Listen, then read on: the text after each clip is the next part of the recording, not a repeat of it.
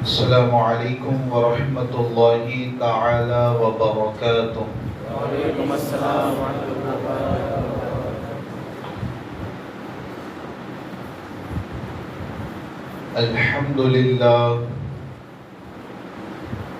الحمد للہ الذی خلق السماوات والارض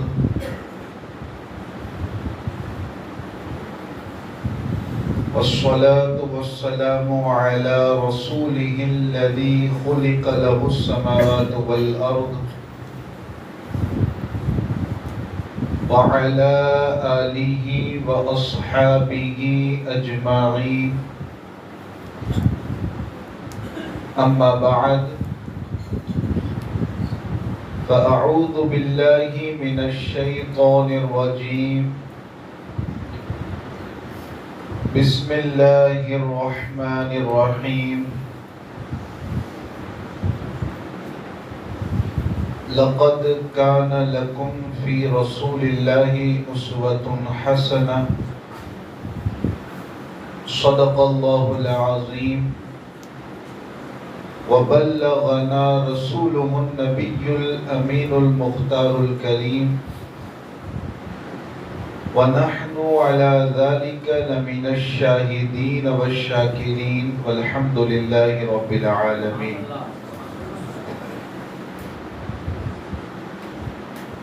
عزیزان ملت اسلامیہ،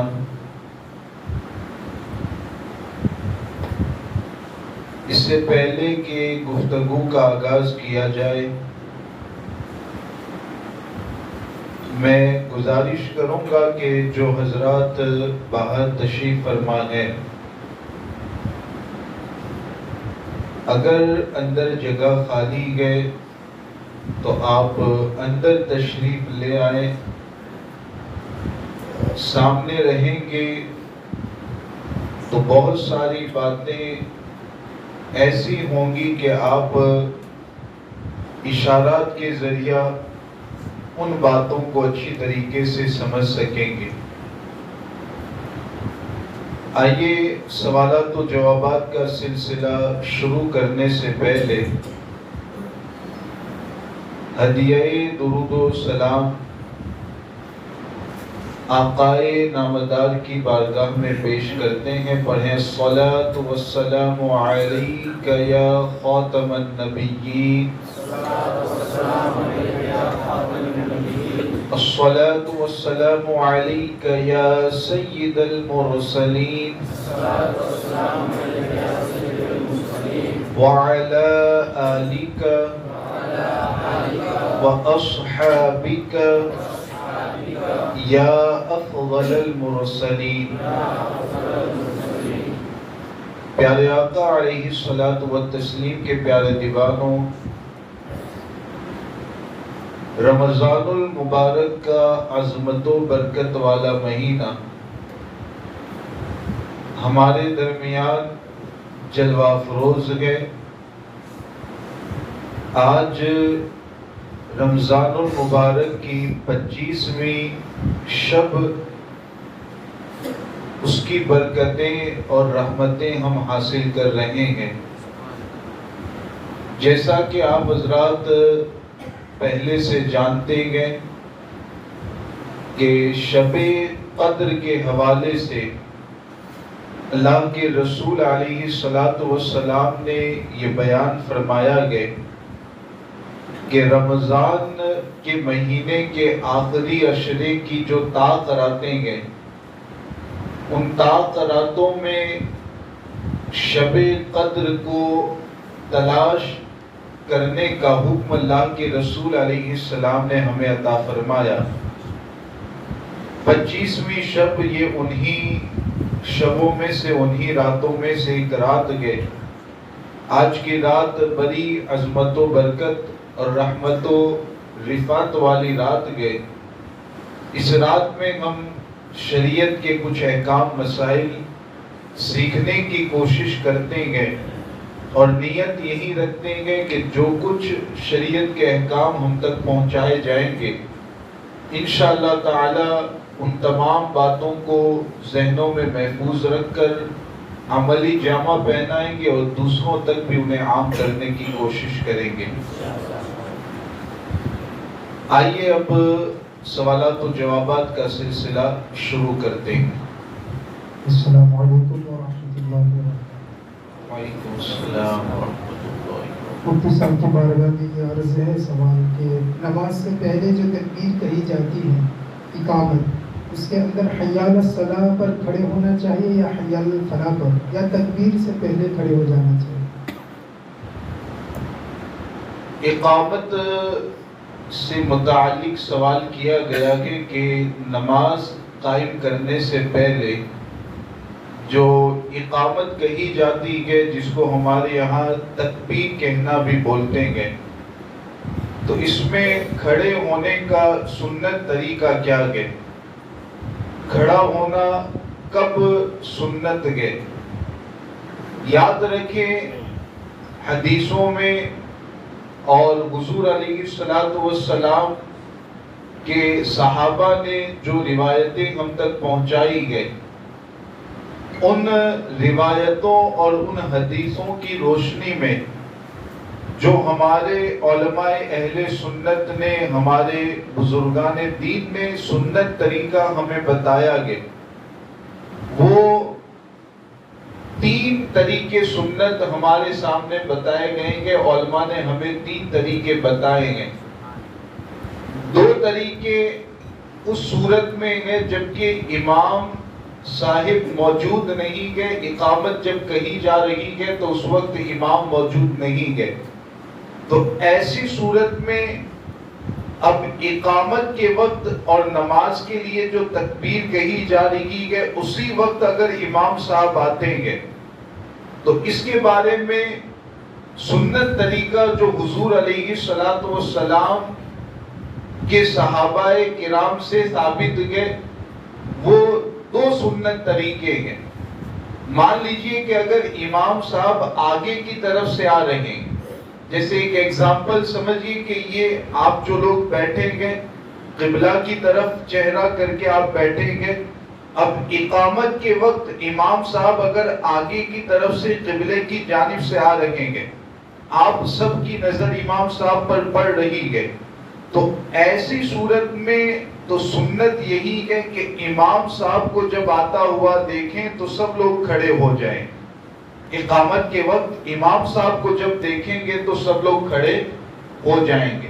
یہ اس صورت میں ہے جبکہ امام صاحب آگے کی طرف سے آ رہے ہیں، اور اگر امام صاحب پیچھے کی طرف سے آ رہے ہیں اقامت کے وقت، تکبیر کے وقت، تو اس صورت میں سنت طریقہ جو صحابہ کرام سے ثابت ہے وہ یہ ہے کہ امام صاحب جس صف میں داخل ہوں گے وہ صف والے کھڑے ہو جائیں گے۔ پیچھے سے 10ویں صف مثال کے طور پر آخری صف ہے، وہاں امام پہنچے تو 10ویں صف میں جو لوگ بیٹھیں گے وہ کھڑے ہوں گے، 9ویں صف میں پہنچے تو 9ویں صف والے کھڑے ہوں گے۔ اس طریقے سے امام صاحب جیسے جیسے آگے بڑھتے جائیں گے، جس صف میں امام صاحب داخل ہوں گے اس صف والے امام صاحب کے داخل ہوتے ہی کھڑے ہو جائیں گے۔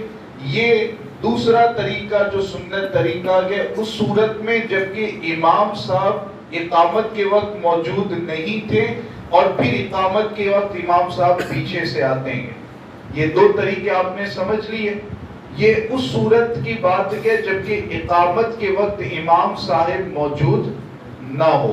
تیسرا طریقہ کہ امام صاحب پہلے سے موجود ہے، جیسا کہ عام طور پر یہی ہوتا ہے، ہمارے یہاں جب نمازیں قائم کی جاتی ہے، جماعت قائم کی جاتی ہے، امام صاحب مسجد میں موجود رہتے ہیں، اپنے مصلی کے پاس امام صاحب بیٹھے ہوئے رہتے ہیں، تو اقامت اور تکبیر کے وقت اگر امام صاحب بیٹھے ہوئے ہیں تو اب سنت طریقہ یہ ہے جو صحابہ کرام سے ثابت ہے، وہ بزرگان دین نے جو بیان کیا کہ وہ یہی سنت طریقہ ہے کہ حی علی الصلاۃ جب یہ کہا جائے تو کھڑا ہونا شروع کرے۔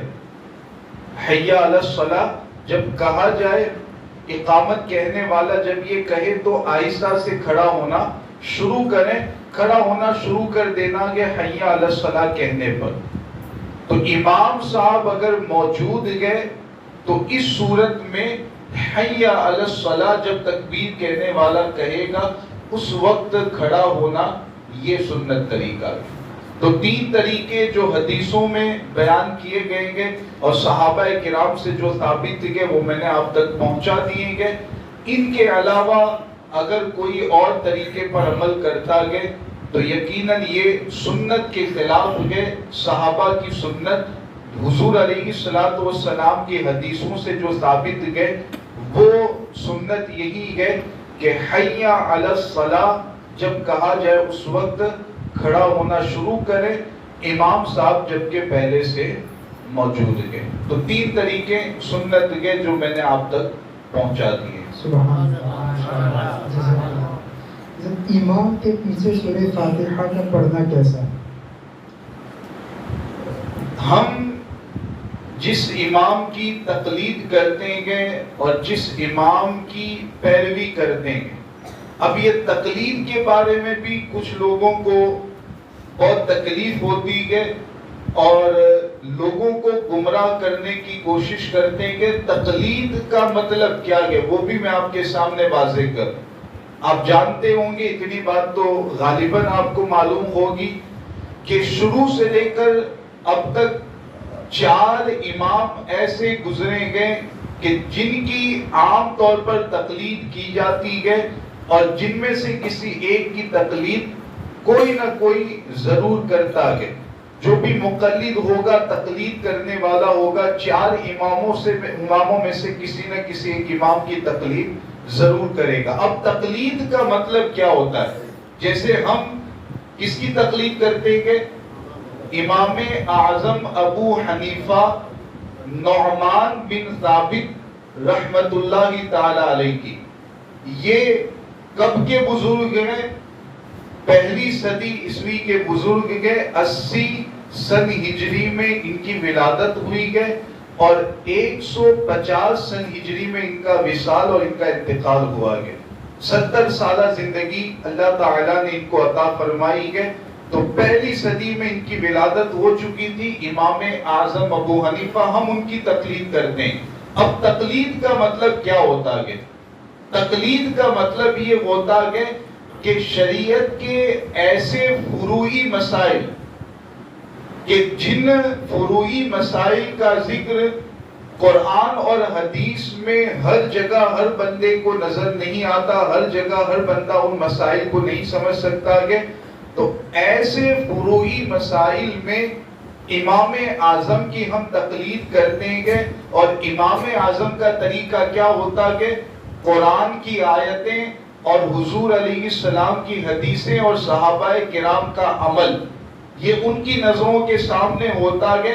اب وہ غور و فکر کرتے ہیں، اللہ نے جو ان کو علم عطا کیا اس کے حساب سے غور و فکر کر کے متعین کرتے ہیں کہ یہ مسئلہ اس طرح رہے گا، نماز میں فلاں جگہ اس طرح عمل کرنا ہے، وضو میں اس طریقے سے عمل کرنا ہے، وضو اس طریقے سے ٹوٹے گا۔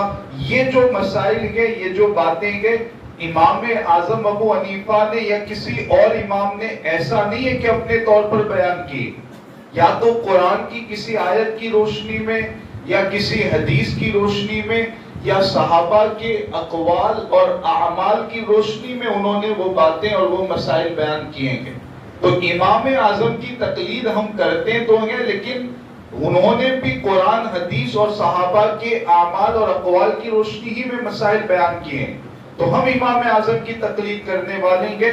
اور تقلید بھی عقائد کے معاملے میں نہیں ہوتی ہے، جو بنیادی عقیدے ہیں، اللہ ایک ہے، حضور اللہ کے رسول ہے، حضور آخری نبی ہے، یہ جو بنیادی عقیدے ہیں اس طرح کے، تو ان میں تقلید نہیں کی جاتی ہے۔ تقلید کس میں کی جاتی ہے؟ جو فروعی مسائل ہوتے ہیں، جیسے ابھی آپ نے ایک مسئلہ سوال میں جو ذکر کیا گیا کہ امام کے پیچھے جب نماز پڑھیں گے تو سورہ فاتحہ پڑھنا کیا مقتدی کے لیے ضروری ہے کہ نہیں، یہی سوال کیا گیا ہے۔ تو یہ ایک فروعی مسئلہ ہو گیا کہ نماز فرض ہے، یہ فروعی مسئلہ نہیں ہے، یہ تو عقیدے کا معاملہ ہے۔ لیکن اب امام کے پیچھے مقتدی کو سورہ فاتحہ پڑھنی ہے، یہ ایک فروعی اور ضمنی مسئلہ ہے۔ امام اعظم کی ہم تقلید کرتے ہیں قرآن حضور علیہ السلام کی حدیثوں کی روشنی میں اور قرآن کی آیتوں کی روشنی میں امام اعظم نے ہمارے سامنے یہ مسئلہ بیان فرمایا گیا کہ امام کے پیچھے جب بندہ کھڑا ہو جاتا ہے تو حدیث پاک میں بتایا گیا کہ قراءۃ الامامی قراءۃ للمقتدی کہ امام کی قراءت مقتدی کی قراءت ہوتی ہے.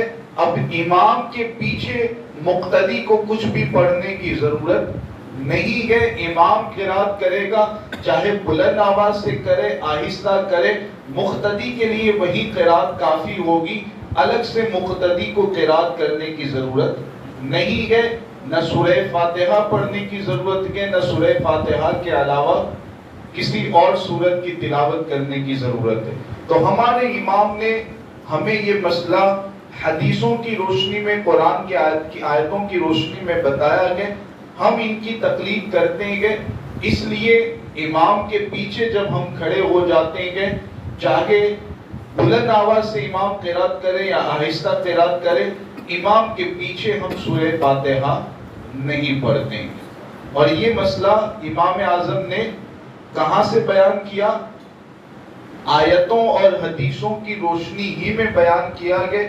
ایسا نہیں ہے کہ اپنے طور پر انہوں نے بیان کر دیا. سبحان اللہ. جب امام قرات کرتے ہیں تو سورہ فاتحہ میں والضالین پر جب پہنچتے ہیں تو زور سے کچھ لوگ آمین کہتے ہیں, تو کہنا کیسا ہے؟ یہاں بھی ہمارے امام اعظم ابو حنیفہ رحمۃ اللہ تعالی علیہ نے حدیثوں کی روشنی میں یہی بیان کیا گیا کہ صحابہ کرام کا جو طریقہ تھا, حضور علیہ السلام کے پیچھے نماز پڑھتے تو آمین آہستہ کہا کرتے, زور سے آمین نہیں کہتے تھے. یہی طریقہ صحابہ کرام میں سے جلیل القدر صحابہ سے منقول ہے, اس لیے آمین کہنا گے لیکن آہستہ سے آمین کہنا گے, امام کے پیچھے زور سے آمین نہیں کہنا گے. اگر جماعت کھڑی ہو گئی ہے اور آگے صف میں جگہ خالی ہے تو نماز کی حالت میں آگے جا سکتے ہیں اور کتنا چل سکتے ہیں نماز کی حالت میں؟ اب اولاً تو یہ سوال جو کیا گیا کہ اس سے پہلے ایک سوال یہ پیدا ہو رہا ہے کہ آگے جگہ خالی کیوں ہے؟ اگر صف پہلے سے لگائی جا رہی ہے تو آگے جگہ خالی رکھنے کی اجازت ہی نہیں ہے. پہلے پیچھے والوں کے لیے یہی ضروری ہے کہ آگے کی صف مکمل کریں, اس کے بعد پھر وہ پیچھے صف لگائیں. تو یہ سوال تو صورت میں پیدا ہوگا کہ جب آگے جگہ چھوڑی جائے. آگے جگہ چھوڑنے ہی کی اجازت نہیں ہے.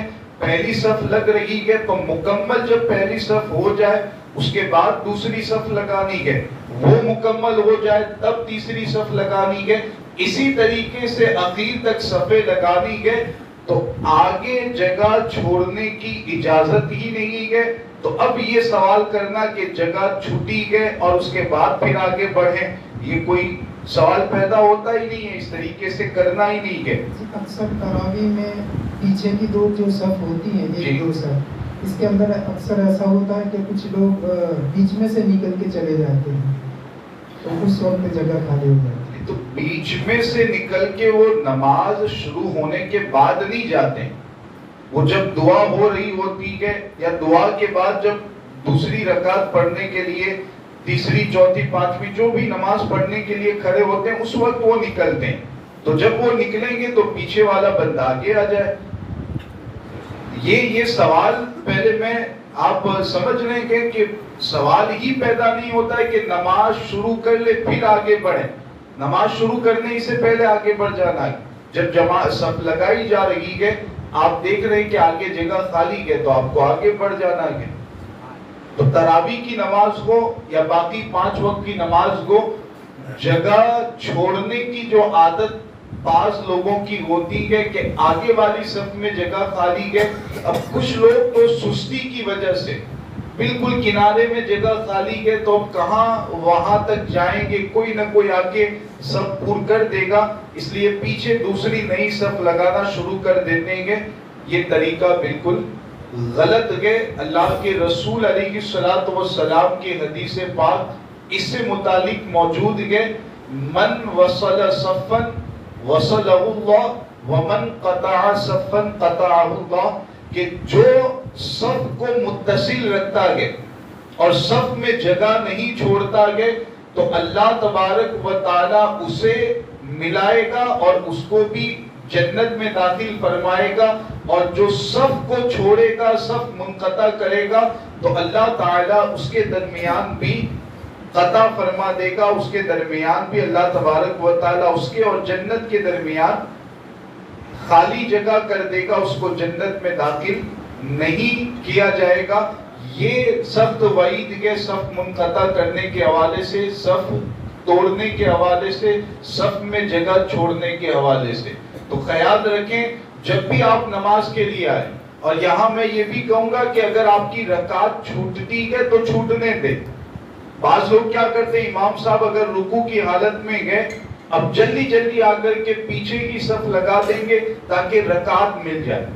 رکعت ملنے کے لیے بھی ایسا کرنے کی اجازت نہیں ہے. اگر رکعت چھوٹتی ہے تو چھوٹنے دیں، لیکن آگے پہلے جگہ پور کریں، صف مکمل کریں، اس کے بعد پھر نماز میں شامل ہوں. آگے جگہ چھوڑنا یہ ناجائز ہے، سخت گناہ اس سے لازم آتا ہے. لہذا جگہ نہیں چھوٹے گی تو یہ سوال ہی پیدا نہیں ہوگا، جگہ ہی نہ چھوڑیں. کچھ لوگ ایسے ہیں رافضی قسم کے باغ فتح کے بارے میں ہمیشہ سوال کرتے رہتے ہیں، اس کا صحیح مسئلہ کیا ہے؟ صحیح مسئلہ اس کا آپ اچھی طرح سمجھ لیجئے کہ باغ فتح یہ ایک باغ تھا جو حضور علیہ الصلوۃ والسلام کی حیات ظاہری میں آپ جب دنیا میں موجود تھے، ظاہری طور پر آپ دنیا میں تشریف فرما تھے تو آپ کی ملکیت میں، آپ کی مالکی میں وہ باغ تھا، آپ اس کے مالک تھے. یہ آپ کی ظاہری زندگی میں اور آپ کی حیات طیبہ میں یہ معاملہ تھا. اب اس کے بعد حضور علیہ الصلوۃ والسلام کا جب وصال ہوا تو آپ یہ ذہن میں رکھ لیں کہ ہمارا معاملہ تو یہ ہے، یعنی جو نبی نہیں ہوتا گے، جو غیر نبی ہوتا ہے تو ایسے انسان کا معاملہ تو یہ ہے کہ اس کا جب انتقال ہوتا ہے تو اس کی جو پراپرٹی ہوتی ہے، اس کا جو بھی مال ہوتا ہے، اس کی جو جائیداد ہوتی ہے، اس کے وارثین کو، اس کے ورثہ کو ملتی ہے. کسی انسان کا اگر انتقال ہوگا تو اس کی جو بھی پراپرٹیز ہوگی، اس کی بیوی ہے، اس کی اولاد ہے، اس کے ماں باپ ہے، ان میں اس کی پراپرٹیز تقسیم ہوتی ہے. یہ مسئلہ تو آپ جانتے ہی ہیں. لیکن یہ نبی کے علاوہ باقی لوگوں کے لیے یہ مسئلہ ہوتا ہے، یہ حکم ہوتا ہے. نبی جو ہوتا ہے اس کے بارے میں کیا حکم ہے خود اللہ کے رسول علیہ السلام نے بیان فرمایا ہے. خود اللہ کے رسول علیہ السلام کی حدیث میں موجود ہے کہ جو نبی ہوتا ہے تو نبی کا جب انتقال ہو جاتا ہے، نبی جب اس دنیا سے تشریف لے جاتے ہیں تو اب ان کی جو پراپرٹیز ہوگی اور ان کا جو مال ہوگا وہ ان کے ورثہ کو، ان کے وارثین کو نہیں ملے گا، بلکہ وہ فقراء مساکین کے لیے، ضرورت مند مسلمانوں کے لیے وہ کیا ہو جائے گا؟ وقف ہو جائے گا، صدقہ ہو جائے گا. یہ خود حضور علیہ السلام کی حدیث میں موجود ہے، صحیح حدیث پاک میں یہ موجود ہے. اور یہ صرف حضور علیہ السلام کے لیے نہیں، یہ جتنے بھی نبی دنیا میں تشریف لائیں گے سب کے لیے اللہ کے رسول علیہ السلام نے یہ مسئلہ بیان کیا ہے. تو حضور علیہ السلام کا جب وصال ظاہری ہوا، آپ دنیا سے تشریف لے گئے تو اب حضرت ابو بکر صدیق رضی اللہ تعالی عنہ کی نظروں کے سامنے وہ حدیث پاک تھی، حضور علیہ السلام کا وہ ارشاد تھا. اس لیے آپ نے باغ فتح کے بارے میں یہ فیصلہ فرمایا کہ حضور علیہ السلام نے بتا دیا کہ ان کے انتقال کے بعد اور دنیا سے تشریف لے جانے کے بعد اس باغ میں کس کا حق رہے گا؟ ضرورت مند مسلمانوں کا حق رہے گا. تو اب جو بھی ضرورت مند مسلمان ہیں ان کو اس میں سے حصہ دیا جائے، نہ کہ حضور علیہ السلام کے گھر والوں کو وراثت کے طور پر اس میں سے حصہ دیا جائے. تو یہ سیدھا سمپل مسئلہ ہے. اس میں لوگ گمراہ کرنے کی کوشش کرتے ہیں اور لوگوں کو بہکانے کی کوشش کرتے ہیں، حالانکہ معاملہ بالکل واضح ہے. حدیث رسول علیہ السلام بھی صراحتاً حدیث کی کتابوں میں موجود ہے، اور اسی حدیث پر عمل کرتے ہوئے حضرت ابو بکر صدیق رضی اللہ تعالیٰ عنہ نے وہ فیصلہ کیا کہ باغ فدق حضور علیہ السلام کے گھر والوں میں تقسیم نہ کیا جائے، بلکہ ضرورت مند فقراء مسلمین جو گئے، ضرورت مند جو مسلمان گئے، انہی کے درمیان اس کا جو بھی اس کی آمدنی ہے، جو انکم ہے، اس کو تقسیم کیا جائے. تو یہ باغ فدق کا مسئلہ ہے. اس میں ادھر ادھر باتیں کر کے گمراہ کرنا یہ ایک مومن کامل کی علامت اور پہچان نہیں ہے. مسئلہ بالکل سیدھا ہے. حضرت ابو بکر صدیق رضی اللہ تعالیٰ عنہ نے جو بھی فیصلہ فرمایا گیا کوئی غلط فیصلہ نہیں ہے. حضور علیہ السلام کی شریعت کے مطابق آپ نے فیصلہ فرمایا گیا، اور وہ فیصلہ حضرت عمر فاروق اعظم کے دور میں بھی قائم رہا، حضرت عثمان غنی رضی اللہ تعالی عنہما کے دور میں بھی قائم رہا، اور اخیر میں حضرت علی رضی اللہ تعالی عنہ جب ان کو خلیفہ بنایا گیا اور جب وہ خلیفۃ المسلمین بنے تب بھی وہ فیصلہ باقی رہا، وہ فیصلہ قائم رہا. اور اسی کے مطابق جو حضرت ابوبکر نے فیصلہ کیا تھا، ضرورت مند مسلمانوں کے درمیان اس کی انکم کو تقسیم کیا جاتا رہا. تو اگر غلط فیصلہ ہوتا تو حضرت علی رضی اللہ تعالیٰ عنہ اس فیصلے کو بدل دیتے. جب آپ خلیفہ بنے تب تو آپ کے اندر طاقت اور پاور آ گیا تھا، چاہتے تو بدل سکتے تھے، لیکن نہیں بدلا. یہ اس بات کی علامت ہے کہ حضرت ابوبکر صدیق رضی اللہ تعالیٰ عنہ نے جو فیصلہ فرمایا تھا وہ بالکل صحیح فیصلہ تھا، حضور کی حدیث اور شریعت کے مطابق فیصلہ کیا تھا. سبحان اللہ، سبحان اللہ. اگر سید فاسق ہو تو ان کی تعظیم کرنا ضروری ہے. اعلیٰ حضرت علیہ رحمہ نے یہی بیان کیا کہ سید چونکہ اس کی تعظیم آل رسول ہونے کی بنیاد پر کی جاتی ہے، اور فاسق ہونے کے بعد بھی وہ آل رسول تو رہتا ہی ہے، لہذا اس صورت میں بھی اس کی تعظیم کی جائے گی. سبحان اللہ، سبحان. سرکاری زمین میں دبار کرنا، غیر قانونی باندھ کام کرنا کیسا ہے؟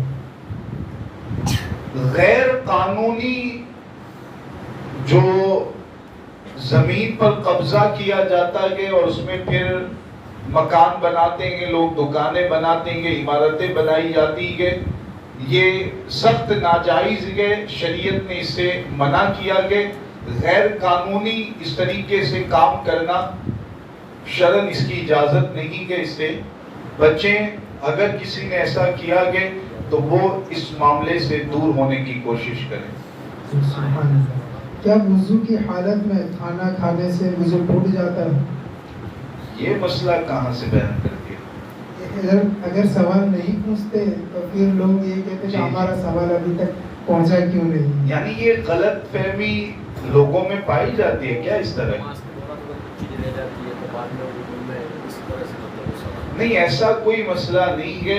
کچھ بھی کھائیں گے پیئیں گے تو اس سے وضو نہیں ٹوٹتا کہ وضو باقی رہتا کہ ہاں کھانا کھایا آپ نے، کچھ بھی آپ نے پیا، اس کے بعد جب آپ کو نماز پڑھنی ہے تو اب کھانے کے بعد پانی پی، کچھ بھی آپ نے پیا گئے، چائے پی گئے، شربت پیا، کچھ بھی پیا گئے، نماز پڑھنے کے لیے آتے ہیں تو بہتر یہ کہ کلی کر لیں تاکہ منہ کی اچھی طریقے سے صفائی ہو جائے اور نماز پڑھنے میں کسی طریقے سے کوئی دشواری نہ ہو.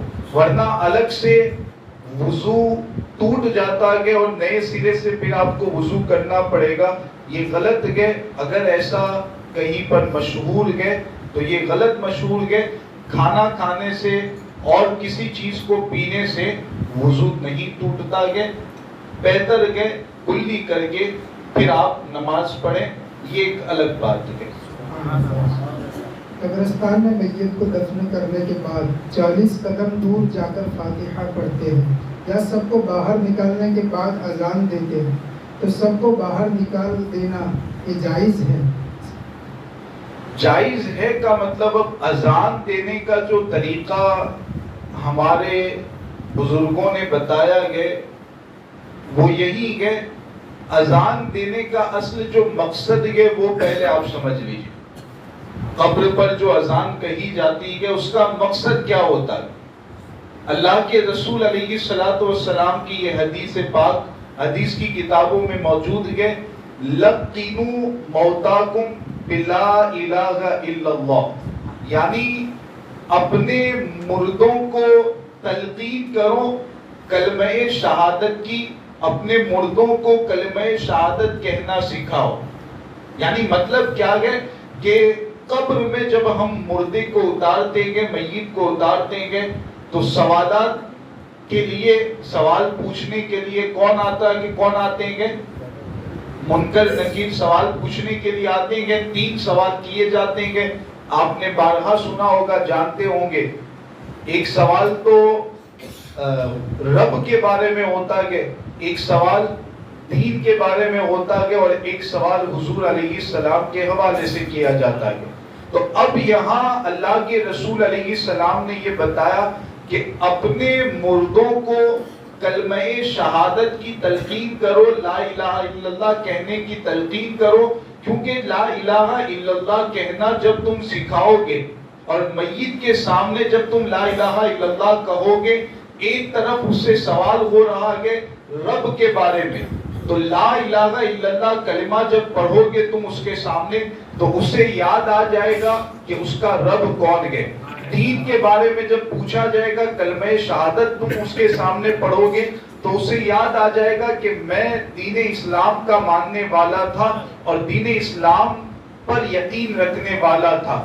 اسی طرح جب حضور علیہ السلام کے بارے میں پوچھا جائے گا کلمے میں حضور علیہ السلام کا ذکر آئے گا، محمد الرسول اللہ صلی اللہ علیہ وسلم، تو اس کو سن کر کے میت کو یاد آئے گا کہ حضور کے بارے میں جو پوچھا جا رہا ہے تو مجھے کیا جواب دینا ہے. تو یہ حدیث پاک میں اللہ کے رسول علیہ السلام نے بیان کیا. اب ہمارے بزرگوں نے یہ طریقہ رائج کیا اور یہ طریقہ ہمارے سامنے پیش کیا کہ اذان کہی جائے، اذان میں کلمہ شہادت بھی موجود ہے، اللہ کے رب ہونے کا ذکر بھی ہے، حضور علیہ السلام کے رسول ہونے کا بیان بھی ہے، اور دین اسلام کی حقانیت کا ذکر بھی اذان میں مل جاتا ہے.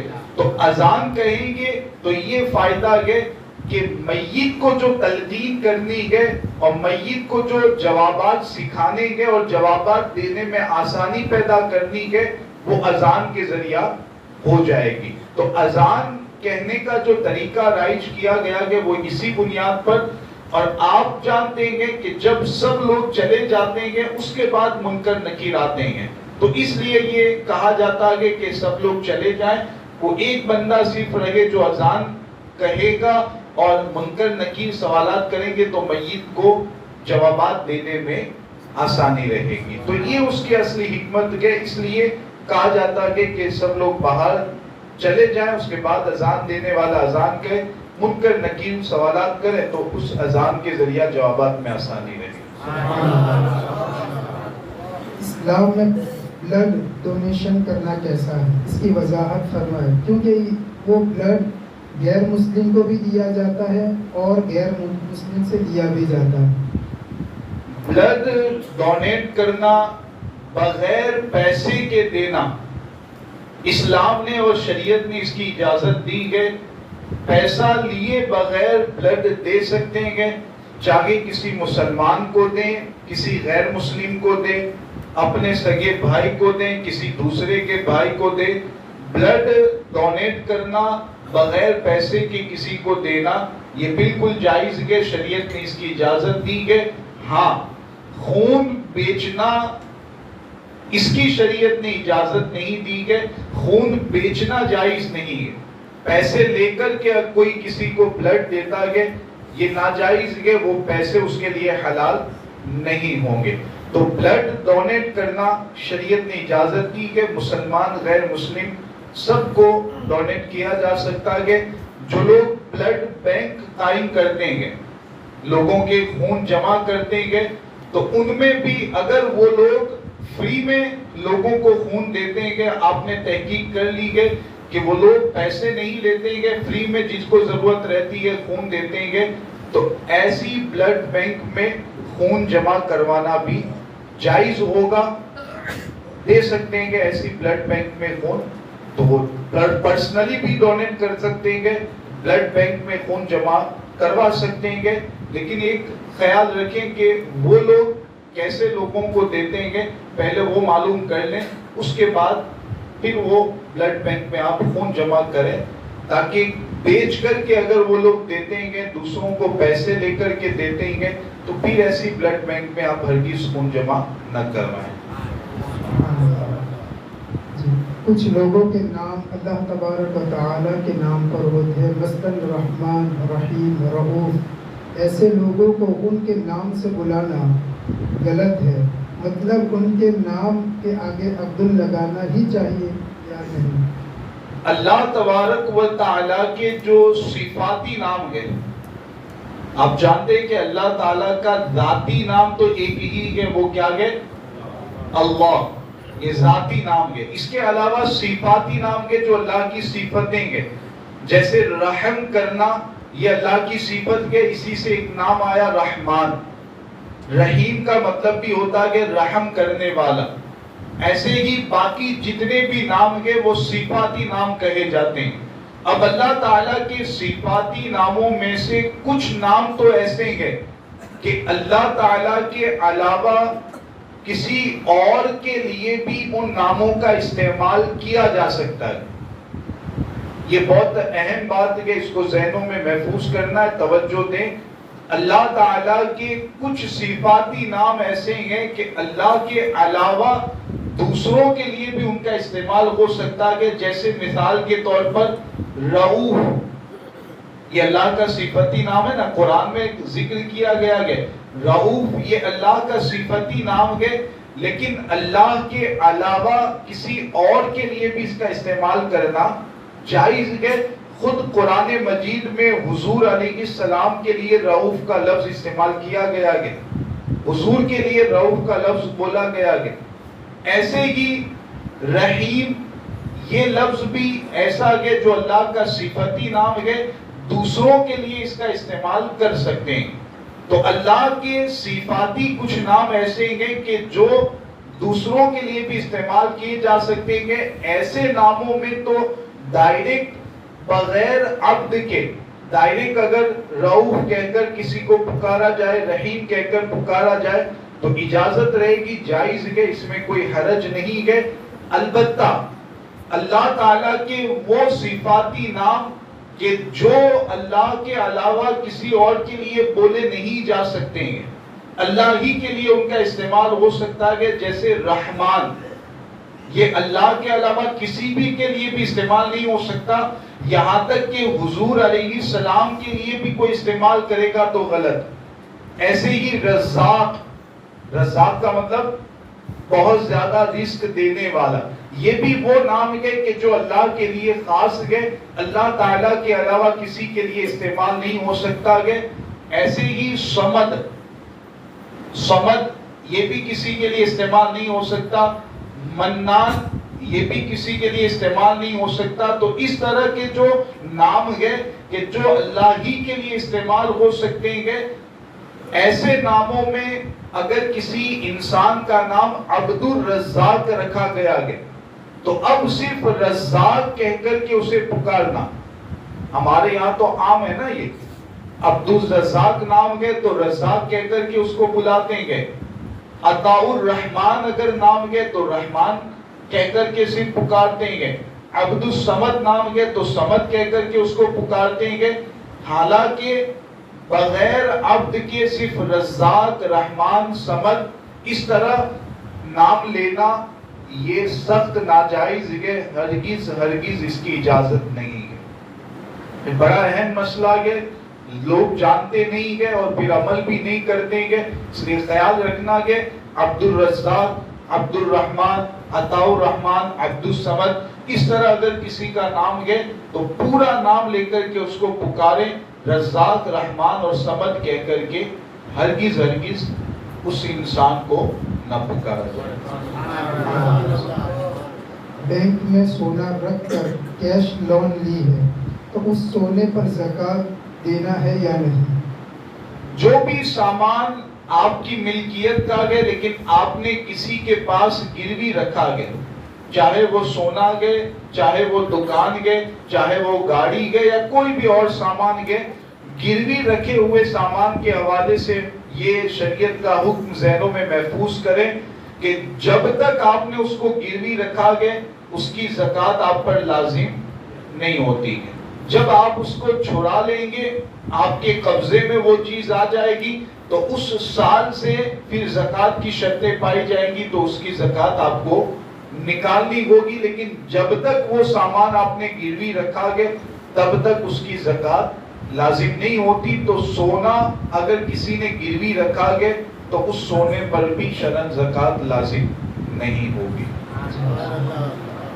جب قرآن کی تلاوت ہو تو خاموش رہنا چاہیے، تو ہماری مسجد میں تراویح کے بعد سورہ ملک پڑھی جاتی ہے تو باہر صحن میں بیٹھ کر لوگ باتیں کرتے ہیں، تو کس طرح کرنا کیسا ہے؟ یہ ہماری مسجد سے مراد کون سی مسجد؟ جمعہ مسجد ہی میں ایسا ہوتا ہے۔ اچھا، تو باہر بیٹھ کر کے باتیں کرنے والے باتوں میں مصروف رہتے ہیں۔ باہر کا مطلب یہ، پہلے یہ مسئلہ تو اپنی جگہ پر گئے، لیکن میں الگ سے ایک مسئلہ عوام کے سامنے یہ بیان کر دوں، خاص طور سے یہاں کے لوگ موجود گئے، اس مسئلے سے متعلق آپ کو شریعت کا حکم سمجھنا گئے، یہ نہ سمجھے کہ پرسنل میرے بارے میں سوال کیا گیا۔ آپ بھی اگر باتیں کرتے ہیں اور باتیں کرنا شریعت کے اعتبار سے ناجائز گئے تو آپ یہ شکر کریں اور یہ احسان مانیں کہ آپ کے بارے میں سوال ہوا کہ گناہ سے بچانے کے لیے، آپ کو گناہ سے دور رکھنے کے لیے۔ تو کوئی بھی یہ نہ سمجھے کہ میرے بارے میں کس نے سوال کر دیا، میں ایسا کرتا ہوں تو میرے بارے میں کس نے پوچھا، یہ ہرگز نہ سوچیں۔ اگر شریعت کا حکم آپ کو سمجھ میں آتا ہے تو آپ اس کے مطابق عمل کریں۔ اب یہ دیکھیں دو باتیں، سب سے پہلے یہ بات ذہن میں رکھیں کہ مسجد میں بیٹھ کر، اب مسجد کے 3 حصے ہوتے ہیں۔ ایک تو مسجد میں جو جماعت خانہ ہم کہتے ہیں، یہاں پر جیسے یہ جماعت خانہ بنا ہوا ہے۔ دوسرا حصہ صحن مسجد، جو جماعت خانے سے متصل ہوتا ہے، جماعت خانے سے ملا ہوا ہوتا ہے، وہاں بھی صفیں لگی ہوتی ہے، نماز پڑھنے کے لیے صفیں لگائی جاتی ہے۔ اور تیسرا حصہ ہوتا ہے فنائے مسجد، اس کو کیا کہتے ہیں؟ آپ بھی بولیں۔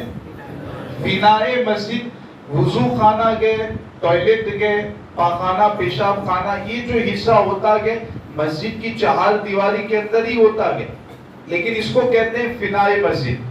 یہاں نماز نہیں پڑھی جاتی ہے، یہ حصہ وضو کے لیے، چپل رکھنے کے لیے، پیشاب کرنے کے لیے بنایا جاتا ہے۔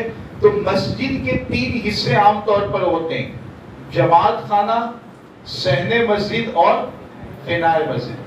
اب ان 3 حصوں میں سے جو شروع کے 2 حصے گئے، جماعت خانہ اور صحن مسجد، دونوں کا حکم بالکل ایک جیسا رہتا ہے۔ یعنی جیسے جماعت خانے میں بلا ضرورت باتیں کرنے کی اجازت نہیں ہے، ویسے ہی صحن مسجد میں بھی بلا ضرورت باتیں کرنے کی اجازت نہیں ہے۔ جیسے جماعت خانے میں ہنسی مذاق کرنا جائز نہیں ہے، ویسے ہی صحن مسجد میں بھی ہنسی مذاق کرنا جائز نہیں ہے۔ ہمارے یہاں کیا تصور پایا جاتا ہے، بہت سارے لوگ یہ سوچتے ہیں کہ جماعت خانے میں تو باتیں نہیں کر سکتے، جماعت خانے میں تو ہنسی مذاق نہیں کر سکتے، کہ جائز نہیں ہے۔ لیکن جماعت خانے کے باہر جب نکلے، صحن مسجد میں پہنچے، تو اب سمجھتے ہیں کہ اب تو جماعت خانے میں نہیں، اب تو باتیں کرنا جائز، ہنسی مذاق کرنا جائز ہے، یہاں رہتے ہوئے جو بھی کرنا چاہیں کر سکتے ہیں۔ یہ سوچ غلط ہے۔ جماعت خانے کا جو حکم ہے، صحن مسجد کا بھی بالکل ویسا ہی حکم رہتا ہے وہاں جو جماعت خانے میں جو چیزیں کرنے کی اجازت نہیں ہے صحن مسجد میں بھی وہ تمام چیزیں کرنے کی اجازت نہیں ہے. تو پہلے تو یہ سوچ اگر کسی کی ہے کہ صحن مسجد میں جو کرنا ہے کر سکتے ہیں، جماعت خانے میں البتہ باتیں کرنے کی اجازت نہیں ہے، تو یہ سوچ غلط ہے. شریعت کا مسئلہ میں نے آپ کے سامنے بتا دیا. جماعت خانہ اور صحن مسجد دونوں کا ایک ہی حکم رہتا ہے. تو یہ تو پہلے ایک الگ سے مسئلہ آپ کے سامنے بیان کیا گیا. اب یہ سوال پیدا ہو رہا ہے اور یہ صورت یہاں پر پیش آتی ہوگی کہ سورہ ملک کی تلاوت کی جاتی ہے اور باہر بیٹھ کر کے کچھ لوگ باتیں کرتے ہیں. تو اگر وہ صحن مسجد میں بیٹھ کے باتیں کرتے ہیں، اگر صحن مسجد میں بیٹھ کر کے باتیں کر رہے ہیں، تو چاہے قرآن کی تلاوت ہو یا نہ ہو، سورہ ملک پڑھی جائے یا نہ پڑھی جائے. میں نے پہلے ہی مسئلہ بتا دیا کہ جماعت خانے میں باتیں کرنا جیسے ناجائز ہے، صحن مسجد میں بھی باتیں کرنا ویسے ہی ناجائز ہے. تو قرآن کی تلاوت سے کوئی فرق نہیں پڑے گا، تلاوت ہو کہ نہ ہو. صحن مسجد میں اگر کوئی باتیں کرتا ہے تو دنیاوی باتیں کرنے کی بالکل اجازت نہیں رہے گی. حدیث پاک میں جو بتایا گیا ہے کہ اگر کوئی مسجد میں مباح اور جائز بات کرتا ہے، یہ ذہن میں رکھیے گا، مباح اور جائز بات. ہم تو مسجد میں یا صحن مسجد میں بیٹھتے ہیں تو ہماری باتیں تو غیبت تک پہنچ جاتی ہیں، یعنی ناجائز باتوں تک ہماری بات پہنچتی ہے. یہاں حدیث میں بتایا گیا کہ مباح اور جائز بات اگر کوئی مسجد میں رہ کر کے کرتا ہے تو ایسی صورت میں وہ مباح اور جائز بات کرنا یہ اس کی نیکیوں کو ایسے مٹا دیتا ہے، ایسے خراب کر دیتا ہے جیسا کہ ایلوا شہد کو خراب کر دیتا ہے. کہ ایلوا جب شہد میں ڈالا جائے اور اس میں پڑ جائے تو شہد خراب ہو جاتا ہے، ویسے ہی نیکیاں بھی ختم ہو جاتی ہیں، نیکیاں بھی خراب ہو جاتی ہیں. یہ مسجد میں باتیں کرنے کے حوالے سے وعید بتائی گئی ہے. تو اولاً تو میں گزارش کروں گا کہ جماعت خانہ ہو یا صحن مسجد ہو، اگر کسی کی عادت ہے تو آج سے توبہ کرے کہ انشاءاللہ تعالی اب ہمیں جماعت خانہ اور صحن مسجد میں رہ کر کے باتیں نہیں کرنی ہے. یا تو عبادت کریں گے، تلاوت کریں گے، یا اس طرح کی دینی محفلوں میں شریک ہوں گے. ہرگز ہم باتیں نہیں کریں گے. کوئی باتیں کرے یا نہ کرے، ہم اپنے آپ کو گناہ سے بچائیں گے. تو قرآن کی تلاوت سے کوئی فرق نہیں پڑے گا. اگر صحن مسجد میں بیٹھ کر کے باتیں کریں گے تو ویسے ہی وہ گنہگار ہوں گے. اب الگ سے ایک مسئلہ میں آپ کے سامنے بیان کروں. قرآن کریم کی جب بھی تلاوت ہو تو ایک غلط فہمی ہمارے یہاں عام طور پر پائی جاتی ہے. عام طور پر غلط مسئلہ یہی عوام میں مشہور ہے کہ قرآن کی جب بھی تلاوت ہوگی تو جتنے لوگوں کے کانوں تک آواز پہنچے گی سب کا اس تلاوت کو سننا ضروری ہے، واجب ہے. یہی مسئلہ مشہور ہے. حالانکہ ایسا نہیں ہے. شریعت کا جو مسئلہ ہے وہ آپ اچھی طرح سمجھیں کہ تلاوت جب قرآن کی ہو رہی ہے تو اس وقت وہاں پر جتنے لوگ اس تلاوت کو سننے کے لیے بیٹھے ہیں، اسپیشل سننے کے لیے وہاں آئیں گے، تلاوت سننے ہی کی نیت سے وہاں پر بیٹھے ہیں یا کھڑے ہیں، تو ایسے تمام لوگوں پر قرآن کی تلاوت کو سننا واجب ہوگا. البتہ اگر کوئی تلاوت سننے کے لیے وہاں نہیں بیٹھا ہے، جیسے یہاں تلاوت ہو رہی ہے، سامنے کسی کا گھر ہے، وہاں آواز پہنچ رہی، عورتیں گھر میں موجود ہیں، مرد موجود ہیں، لیکن ان کی نیت نہیں ہے تلاوت سننے کی، وہ تو ایسے ہی اپنے کام میں مصروف ہو گئے. تو تلاوت سننے کے لیے جو بندہ نہیں بیٹھا ہے یا وہاں موجود نہیں ہے، اگرچہ اس کے کانوں تک قرآن کی تلاوت کی آواز پہنچے گی لیکن پھر بھی اس پر تلاوت سننا واجب نہیں ہے. تو یہ مسئلہ پہلے تو کلیئر کریں کہ تلاوت جب بھی ہوگی تو ایسا نہیں ہے کہ جتنے لوگ موجود ہیں سب کو سننا واجب ہے. نیت دیکھی جائے گی تلاوت سننے کی نیت سے وہ جہاں پر جو موجود ہوگا اس کے لیے سننا واجب ہے، اور دوسرے کسی مقصد سے، دوسری کسی نیت سے اگر کوئی بندہ وہاں موجود ہے تو اس کے لیے سننا واجب نہیں ہے۔ تو اب سورہ ملک کی تلاوت ہو رہی ہے، کسی اور قرآن کی سورت کی تلاوت ہو رہی ہے، جتنے لوگ تلاوت سننے کے لیے بیٹھیں گے سب پر تلاوت سننا، خاموش رہنا یہ واجب ہوگا۔ جو تلاوت سننے نہیں بیٹھیں گے، مثال کے طور پر کوئی نماز پڑھنے کے لیے آیا، ایک طرف تلاوت ہو رہی ہے، کوئی بندہ ادھر باہر صحن مسجد میں نماز پڑھ رہا ہے، اس کی نیت نماز پڑھنے کی، تو اب اس کے لیے تلاوت سننا واجب نہیں ہوگا، وہ اپنی نماز پڑھ سکتا ہے کہ اسے کوئی گناہ نہیں ہوگا۔ تو جو لوگ تلاوت سننے کی نیت سے وہاں موجود نہیں گے ان پر تلاوت سننا واجب نہیں ہے۔ تو دو مسئلے میں نے کلیئر کیے، باتیں کرنے کے حوالے سے بتایا کہ تلاوت ہو یا نہ ہو، صحن مسجد اور جماعت خانہ ان دونوں میں باتیں کرنا جائز نہیں ہے، بغیر ضرورت کے دنیاوی باتیں کرنے کی اجازت نہیں رہے گی۔ البتہ تلاوت اگر ہو رہی ہے تو اس کا الگ سے مسئلہ بتایا گیا کہ کس کے لیے تلاوت سننا واجب ہے، کس کے لیے تلاوت سننا واجب نہیں ہے۔ صحن مسجد میں نیاز کھلانا کیسا ہے؟ تلاوت سے سیدھا کھانے تک پہنچ گیا تو ہر رات میں نیاز ہوتی ہے۔ اعتکاف کی نیت اگر کسی بندے نے کی ہے، اب ہمارا معاملہ یہ ہے کہ اس میں بھی ہم کوتاہی کرتے ہیں۔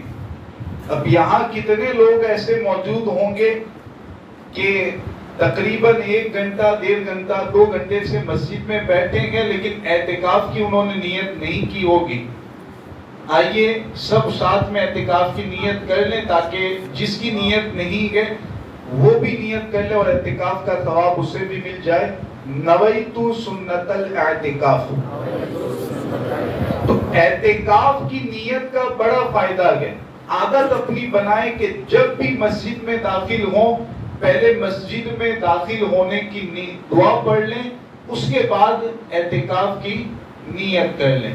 فائدہ یہ ہے کہ اعتکاف کی نیت کرنے کے بعد آپ مسجد میں بیٹھے رہیں گے، نہ نماز پڑھیں گے، نہ تلاوت کریں گے، کچھ بھی نہیں کریں گے، صرف بیٹھے رہیں گے۔ اعتکاف کی نیت کی برکت سے آپ کے نامہ اعمال میں ثواب لکھا جاتا رہے گا، نیکیاں آپ کو ملتی رہے گی۔ تو اس لیے اعتکاف کی نیت کی عادت بنائیں۔ اب یہ جو سوال کیا گیا کھانے سے متعلق کہ نیاز اگر صحن مسجد میں کھلائی جاتی ہے تو اس کے بارے میں کیا حکم ہے؟ مسجد، صحن مسجد اعتکاف کی نیت اگر کسی نے کی ہے تو اعتکاف کی نیت کرنے والے کے لیے مسجد کے آداب کا خیال رکھتے ہوئے، مسجد کے احکام کا خیال رکھتے ہوئے جماعت خانہ یا صحن مسجد میں معتکف کے لیے اعتکاف کی نیت کرنے والے کے لیے کھانے کی اجازت ہے، لیکن مسجد کے آداب کا خیال رکھنا ہے، گندگی نہ ہو، بات چیت نہ ہو، مسجد کے آداب کے خلاف کوئی کام نہ ہو، تبھی معتکف اور اعتکاف کی نیت کرنے والے کے لیے کھانے کی اجازت ہے۔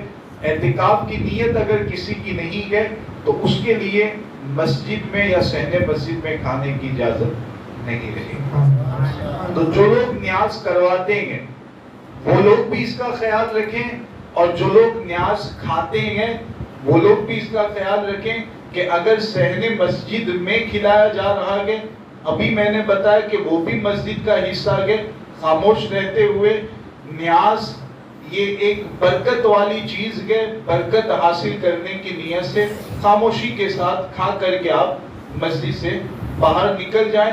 باتیں کرنا، چیخنا چلانا، ادھر ادھر کی باتیں کرنا، ہنسی مذاق کرنا یہ غلط ہے، صحن مسجد میں بھی اس کی اجازت نہیں رہے گی۔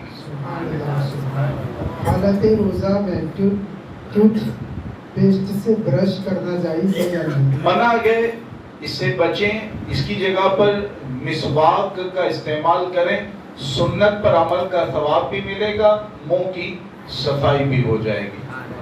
ہاتھ میں گھڑی پہن کر نماز ادا کرنا کیسا ہے؟ اب لکھا نہیں ہے کہ چین والی کے لیے ٹھیک ہے، اب وہ چین والی میں بھی اختلاف ہے، اس کی طرف نہیں جاتے ہیں، اجازت ہے چین والی سے بچیں تو بہتر ہے۔ روزے کو مکروہ کرنے والی چیزیں کون سی ہیں؟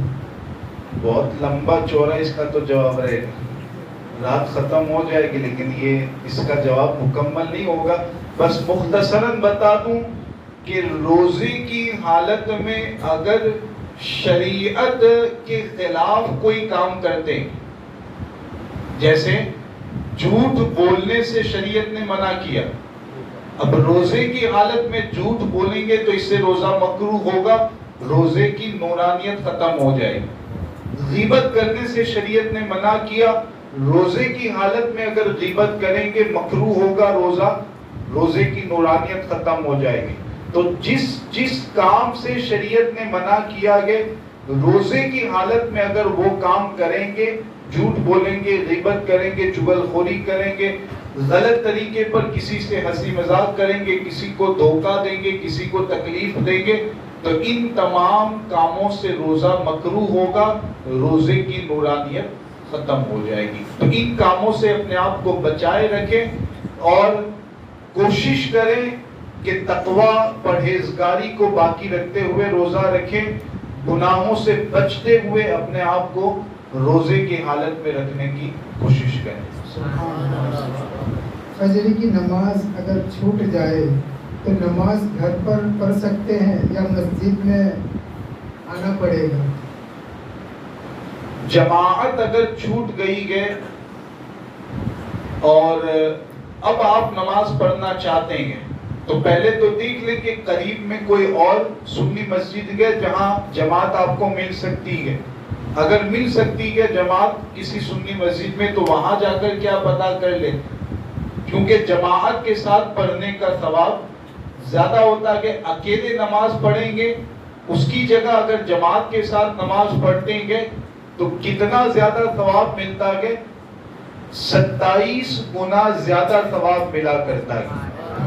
اب آپ غور کریں کہ یہ اگر دنیاوی طور پر ایسی کوئی آفر ہمیں دے دے کہ ایک کے بدلے میں 27 گنا زیادہ دوں گا تو ہم میں سے کوئی بھی پیچھے نہیں رہے گا، ہم بھاگتے ہوئے آدھی رات بھی اگر جانا ہوگا تو جائیں گے۔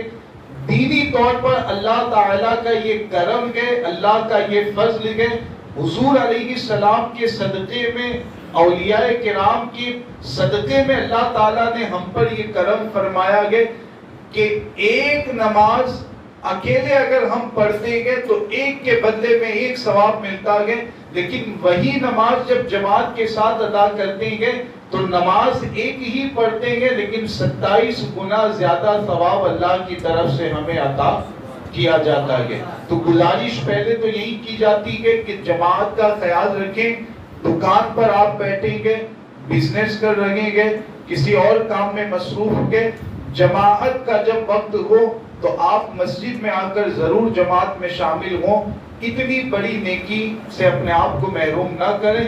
بہرحال اگر جماعت چھوٹ گئی ہے، اب آپ کو فجر کی نماز ادا کرنی ہے تو اب حکم کیا رہے گا؟ مسجد میں آ کے پڑھیں، گھر رہ کر کے پڑھیں، دونوں چیزوں کی اجازت رہے گی۔ البتہ اگر مسجد میں آ کر کے پڑھیں گے تو ثواب زیادہ ملے گا، پاسبل ہو تو بہتر یہی ہے کہ مسجد میں آ کر کے الگ سے اپنی نماز ادا کر لیں۔ چوری کا مال بیچنا اور چوری کا مال لینا کیسا ہے؟ یہ بھی سوال پوچھنے جیسا ہے، جنہوں نے بھی پوچھا ہے نیت یہی ہوگی کہ باقی لوگوں تک اس کا علم پہنچ جائے، کیونکہ بہت سے ہمارے مسلمان بھائی ایسا معاملہ کرتے ہیں، چوری کا سامان یا تو خود بیچتے ہیں، خود نہیں بیچیں گے تو کسی کے پاس سے خرید دیں گے۔ یاد رکھیں کہ چوری کا سامان خود بیچنا یہ بھی ناجائز ہے۔ اگر یقین کے ساتھ ہمیں معلوم ہے کہ کوئی چوری کا سامان بیچ رہا ہے تو ایسا سامان خریدنا یہ بھی ہمارے لیے جائز نہیں ہے۔ تو نہ چوری کا سامان خود بیچ سکتے ہیں، نہ کسی کے پاس سے خرید سکتے ہیں۔ سبحان اللہ۔ بیج چوری یعنی لائٹ کی چوری کر کے دیگر کام کرتے ہیں، جیسے کھانا بنانا، اس سے پانی گرم کرنا، وہ اس طرح بجلی کی چوری کرنا یہ بھی آج کل مسلمانوں میں عام ہوتا جا رہا ہے اور بہت سارے لوگ اس طرح کا کام کرتے ہیں. یاد رکھیں شریعت کا جو مسئلہ اور شریعت کا جو قانون ہے وہ میں آپ تک پہنچاؤں کہ جیسے روپے پیسے اور مال کی چوری کرنا ہمارے لیے جائز نہیں ہے، ویسے ہی بجلی کی چوری کرنا بھی ہمارے لیے جائز نہیں ہے.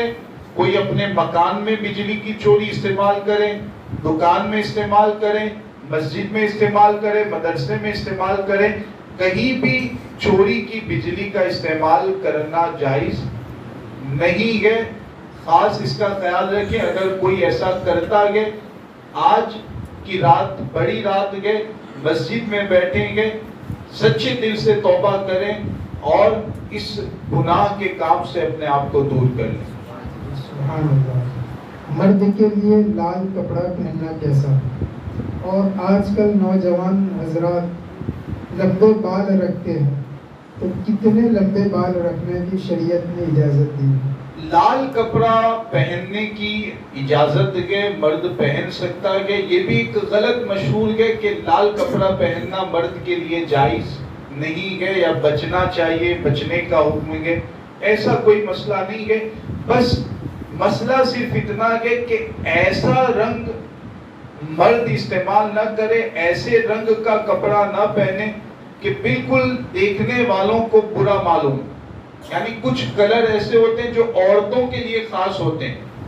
یہ ایک عرف ہوتا ہے، رواج ہوتا ہے، لوگوں کے درمیان رائج ہوتا ہے کہ اس طرح کا رنگ، اس طرح کا کپڑا تو عورتیں پہنتی، تو ایسے رنگ کا کپڑا مرد کو نہیں پہننا چاہیے. ورنہ لال رنگ کے، کالا رنگ کے، کسی بھی رنگ کا کپڑا مرد پہن سکتا ہے. ایسا کوئی مسئلہ نہیں ہے کہ لال رنگ کا کپڑا پہننے سے مرد کو منع کیا گیا ہے. اس طرح کا کوئی شریعت کا حکم نہیں ہے. دوسرا جو سوال کیا گیا وہ کیا ہے؟ لمبے بال رکھنے کے حوالے سے. لمبے بال رکھنے کی جو آخری حد ہے، کتنے لمبے بال رکھ سکتے ہیں؟ آخری حد اس کی جو بتائی گئی ہے کہ اتنے لمبے بال ہوں کہ وہ بالوں کا جو کنارہ ہے وہ کندھوں کو چھو رہا ہے. یہ کندھوں کا جو اوپر والا حصہ ہے، یہ پیچھے جو گردن کا حصہ ختم ہوتا ہے، اس کے بعد کندھے شروع ہوتے ہیں. تو اتنے لمبے بال آخری حد جو مرد کے لیے اجازت ہے کہ اتنے لمبے بال ہو کہ اس کے جو کنارے ہیں وہ کندھے کے قریب تک ہو. یہ گردن کا جو حصہ ختم ہو رہا ہے وہ وہاں تک ہو. اس کے نیچے تک اگر کسی کے بال گئے، اتنے لمبے بال گئے کہ کندھے سے بھی نیچے آتے ہیں، تو ایسے لمبے بال رکھنا مرد کے لیے جائز نہیں ہے. عورتوں کے لیے ایسے بال ہوتے ہیں، عورتوں کے لیے اجازت رہتی ہے. عورتوں کے ایسے بال ہوتے ہیں کہ مرد کے لیے اجازت نہیں ہے. تو آخری حد میں نے کیا بتائی؟ کندھے کے قریب تک ہو، کنارے جو گئے وہ کندھے کو چھو رہے ہو، بس اتنے لمبے بال رکھنے کی مرد کے لیے اجازت ہے. بعض حضرات کو آپ نے بھی دیکھا ہوگا، میں نے بھی دیکھا، اتنے لمبے بال رکھتے ہیں کہ بالکل نیچے تک، کندھوں سے بھی نیچے ان کے بال لٹک رہے ہوتے ہیں. اور پھر وہ اپنے آپ کو صوفیانہ مزاج اور طریقت والا کہہ کر کے اس طرح کا عمل کرتے ہیں. بالکل یہ غلط ہے. شرع جو اجازت دی گئی ہے وہ میں نے آپ کے سامنے پیش کر دی. اور یہ بھی میں بتا دوں کہ اگر کسی مرد کو اس طرح کے بال رکھنے گئے تو نیت اپنی صاف رکھیں. یہ نیت نہ ہو کہ فلاں ہیرو نے، فلاں ایکٹر نے ایسے بال رکھے تھے، فلاں کرکٹر نے ایسے بال رکھیں گے تو اب اس طرح کے بال میں بھی رکھوں گا. ایسی نیت نہیں کرنی ہے. اگر لمبے بال رکھنے بھی ہے جو شریعت کے اعتبار سے اجازت ہے، اس طرح کے بال رکھنے بھی ہے تو اس میں نیت کیا رکھیں؟ حضور علیہ الصلوۃ والسلام کی سنت پر عمل کی نیت رکھتے ہوئے لمبے بال رکھیں، جس کو زلفیں کہتے ہیں. تو سنت پر عمل کی نیت رکھیں گے تو انشاءاللہ تعالی سنت پر عمل کا ثواب بھی ملے گا. لمبے بال رکھنے کے سنت کے مطابق آپ رکھیں تو نیت بھی صحیح رکھیں، نیت بھی صاف رکھیں. یہ نہ ہو کہ غلط نیت کی وجہ سے آپ شرن گنہگار بنے، اللہ کے یہاں آپ کا مواخذہ ہو۔ یہ ایک بڑا مسئلہ ہمارے یہاں رائج ہو چکا ہے اور مسلمانوں میں یہ سوچ پائی جاتی ہے، سنت کے مطابق اگر ہم کہیں گے کہ داڑھی رکھیں، بال رکھیں، تو ہمارے مسلمان بھائیوں کے لیے اس پر عمل مشکل ہو جاتا ہے، لیکن وہی چیز اگر کسی ایکٹر نے داڑھی رکھ لی، اگر کسی کرکٹر نے داڑھی رکھ لی، تو اب چونکہ فیشن بن گئی، بہت سارے لوگ ایسی داڑھی رکھیں گے تو سنت پر عمل کی نیت سے تو نہیں رکھتے تھے، اب کسی ایکٹر یا کسی کرکٹر نے داڑھی رکھی ہے تو اس کے مطابق اور اس کے عمل پر عمل کرنے کی نیت سے پھر داڑھی رکھیں گے، اس میں کوئی شرم نہیں ہوگی، کوئی حیا نہیں ہوگی، آپ اس طور پر گھومیں گے۔ تو یہ سوچ غلط ہے، سنت پر عمل کی نیت سے جو بھی کام کرنا ہے وہ کریں۔ قرآن کریم کی آیت میں نے پہلے ہی خطبے کے بعد بیان کی ہے، لَقَدْ كَانَ لَكُمْ فِي رَسُولِ اللَّهِ أُسْوَةٌ حَسَنَةٌ، اللہ تعالیٰ نے بیان کر دیا کہ رسول اللہ صلی اللہ علیہ وسلم کی زندگی میں تمہارے لیے بہترین نمونہ ہے، بہترین آئیڈیل ہے۔ تو حضور کی سنتوں پر عمل کی نیت رکھیں گے اور سنت پر عمل کی نیت سے یہ کام کریں گے تو دنیا میں بھی کامیاب ہوں گے، آخرت میں بھی کامیابی آپ کے قدم چومے گی۔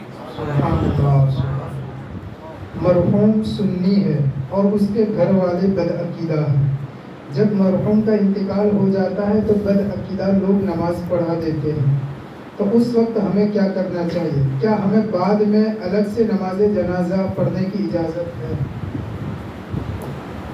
اجازت تو رہے گی، لیکن اس کا وقت شریعت کے حساب سے جو بتایا گیا کہ وہ یہ ہے کہ 2-3 دن کے اندر دفن کرنے کے بعد 2-3 دن کے اندر اگر دفن نہیں کیا گیا، میت موجود گئے، تب تو کوئی مسئلہ نہیں ہے، اجازت رہے گی کہ سنی جو بھی ہے وہ جا کر کے نماز جنازہ ادا کر لیں۔ اگر دفن کر دیا گیا ہے تو 2-3 دن کے اندر قبر پر جا کر کے بھی نماز پڑھ سکتے ہیں ایسی کنڈیشن میں، تو 2-3 دن کے اندر قبر پر جا کر کے نماز ادا کر لیں اگر دفن کر دیا گیا تو۔ گٹکا یا پان مسالہ وغیرہ کی دانتوں پر پرت جم جاتی ہے تو غسل کے درمیان اس پرت کو نکالنا ضروری ہے، نہیں نکالیں گے تو کیا غسل ہوگا؟ آسانی سے جو نکال سکتے ہیں، صاف کر سکتے ہیں تو صاف کر لیں۔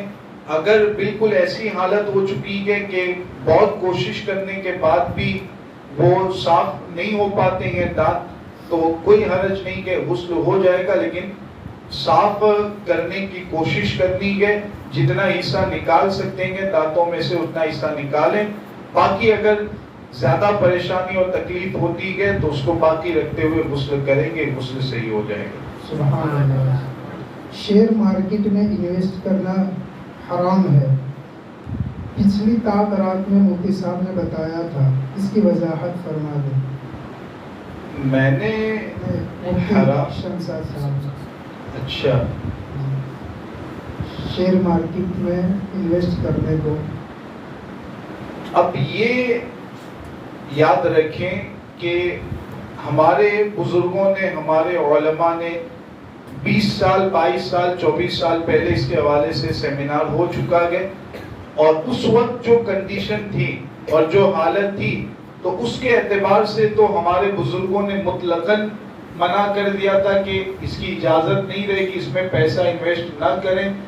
اب یہ ہے کہ آج کے دور میں چونکہ کنڈیشن اور حالت بدل چکی ہے، بہت سارے معاملات جو پہلے تھے اب نہیں ہے، تو آج کے دور میں اور لوگ اس میں بہت زیادہ انوالو بھی ہوتے جا رہے ہیں، بہت زیادہ، خاص طور سے لاک ڈاؤن کے بعد دیکھا جا رہا ہے کہ بہت سارے لوگ اس میں انوالو ہو رہے ہیں۔ تو ان سب چیزوں کو دیکھتے ہوئے کچھ شرطیں ہیں، ان شرطوں کا اگر خیال رکھا جائے تو شیئر مارکیٹ میں انویسٹ کرنے کی اور شیئر خریدنے کی اجازت دی جا سکتی ہے۔ شرطیں اگر کسی کو معلوم کرنی ہے تو جو شیئر بازار کے حوالے سے، شیئر مارکیٹ کے حوالے سے علم رکھتا ہے، اس کے جو معاملات کے اس کو جانتا ہے، پرسنلی رابطہ کریں، انشاءاللہ ان کو سمجھایا جائے گا.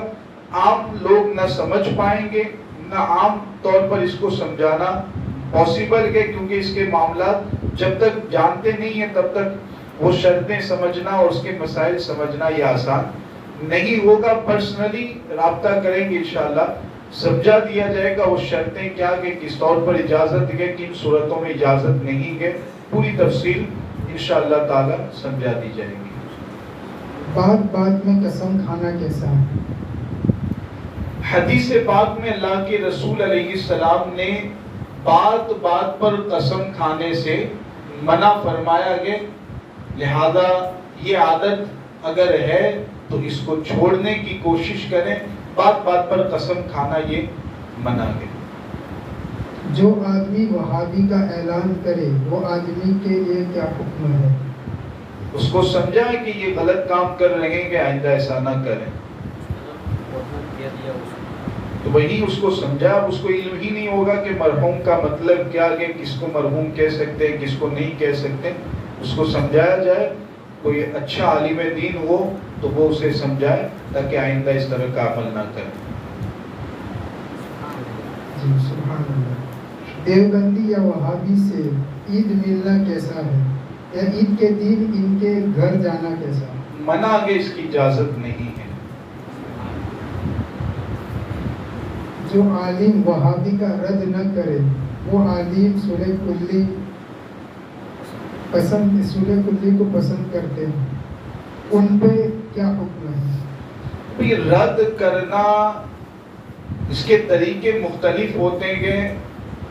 میں کسی بھی عالم کے بارے میں پرسنلی یہ نہیں کہوں گا کہ وہ رد کرتے ہی نہیں گئے، کیونکہ رد کرنے کا طریقہ الگ ہوتا ہے. رد کرنے کے طریقے اپنے طور پر ہوتے ہیں، جگہ کے حساب سے، لوگوں کے حساب سے. تو پرسنلی کسی عالم کے بارے میں نہیں کہا جا سکتا کہ فلاں عالم رد نہیں کرتا، فلاں عالم رد نہیں کرتا. یہ ایک الگ بات ہے کہ جب ضرورت پیش آئے اور جب حاجت ہو رد کرنا چاہیے اور لوگوں کو سمجھانا چاہیے. یہ رد کرنا اس کا مطلب کیا کہ صحیح عقائد اور صحیح باتیں لوگوں تک پہنچانا. دیوبندی وہابی ہوں یا کوئی بھی باطل فرقے والے ہوں، ہماری یہ ذمہ داری کہ ہمارے نبی نے بتا دیا ہے کہ اس امت میں باطل فرقے والے بھی ہوں گے، بلکہ زیادہ تر باطل فرقے والے ہی ہوں گے. اور ہماری ذمہ داری ہمارے نبی نے بتائی ہے کہ خود بھی بچنا ہے اور اپنے دوستوں احباب اور گھر والوں کو بھی باطل فرقوں سے بچانا ہے. تو اس لیے عالم دین ہو یا کوئی بھی سنی شخص ہے، ذمہ داری اس کی بنتی ہے کہ خود بھی بچیں اور دوسروں کو بھی بچانے کی کوشش کریں. ضرورت کے وقت رد ہونا چاہیے، اپنے عقائد اہل سنت کو بیان کرنا چاہیے تاکہ لوگوں کے سامنے حقیقت واضح ہو. سبحان اللہ. صدقہ فطر کیا ہے؟ کیا ہر شخص کو صدقہ فطر دینا ضروری ہے؟ وقت زیادہ تو نہیں ہو رہا ہے نا، آپ سے نہیں پوچھنا، عوام سے پوچھا. جواب سے تو نہیں لگ رہا ہے. سننا چاہ رہے ہیں آپ لوگ؟ اچھا، سننا چاہ رہے ہیں تو ٹھیک ہے، محفل کو آگے بڑھائیں ورنہ پھر موقوف کر دیں. کچھ سوالات کچھ ہی بچے ہیں. جی، صدقہ فطر کے بارے میں. صدقہ فطر ہر مسلمان مرد یا عورت پر واجب نہیں ہوتا ہے، بلکہ یہ سمجھ لیں کہ قربانی جس پر واجب ہوتی ہے اس پر صدقہ فطر واجب ہوتا ہے، اور جس پر قربانی واجب نہیں ہوتی اس پر صدقہ فطر بھی واجب نہیں ہوتا ہے. تو ہر مسلمان مرد عورت پر صدقہ فطر واجب نہیں ہے. ہاں واجب نہیں ہے، پھر بھی آپ نکالنا چاہتے ہیں بہت اچھی بات ہے، نکالیں، ثواب ملے گا. روزے میں اگر کوئی کمی کوتاہی رہ گئی کہ صدقہ فطر کے ذریعہ وہ کمی کوتاہی پوری ہو جائے گی تو عطا کرنا یہ منع نہیں ہے، اس سے میں منع نہیں کر رہا، لیکن ہر مسلمان پر واجب نہیں ہے. قربانی جس پر واجب اس پر صدقہ فطر واجب، جس پر قربانی واجب نہیں ہے اس پر صدقہ فطر بھی واجب نہیں ہے. السلام کیا مسجد میں سونا جائز ہے؟ اعتکاف کی نیت اگر کسی بندے نے کی کہ جیسا کہ ہمارے مسلمان بھائی کتنے بیٹھے ہیں اعتکاف میں بیٹھے ہوں گے نا 6 لوگ بیٹھے ہیں یہ مسجد ہی میں سوتے ہیں اور ان کے لیے حکم یہی ہوتا ہے کہ مسجد میں جو کچھ سونا کھانا پینا مسجد ہی میں کرنا ہے تو اعتکاف کی نیت کرنے کے بعد اس کی اجازت رہتی ہے غیر معتکف کے لیے جس نے اعتکاف کی نیت کی ہے اس کے لیے مسجد میں سونا منع گیا ابھی بھی کچھ لوگ سو رہے ہیں تو ابھی سونا نہیں ہے ابھی تو شریعت کے احکام اور مسائل سیکھنا ہے ابھی میں سونے کی بات نہیں کر رہا ہوں بعد میں اعتکاف کی نیت کر کے اگر کوئی سونا چاہے تو ٹھیک ہے اجازت رمضان میں ہم کس طرح کر سکتے ہیں؟ اجازت ہے قرآن میں صراحتاً یہ تو حکم بیان کیا گیا قرآن کی آیت میں صراحتاً ہے کہ رمضان کی راتوں میں جبکہ روزہ نہیں ہوتا ہے تو اس میں ہم بستری کر سکتے ہیں کہ بالکل اس کی اجازت ہے وضو کرتے وقت بات کرنا کیسا ہے؟ دنیاوی باتیں کرنا منع ہے دینی باتیں آپ کریں کلمہ شہادت پڑھیں درود شریف پڑھیں اچھا ہے ایسا کرنا چاہیے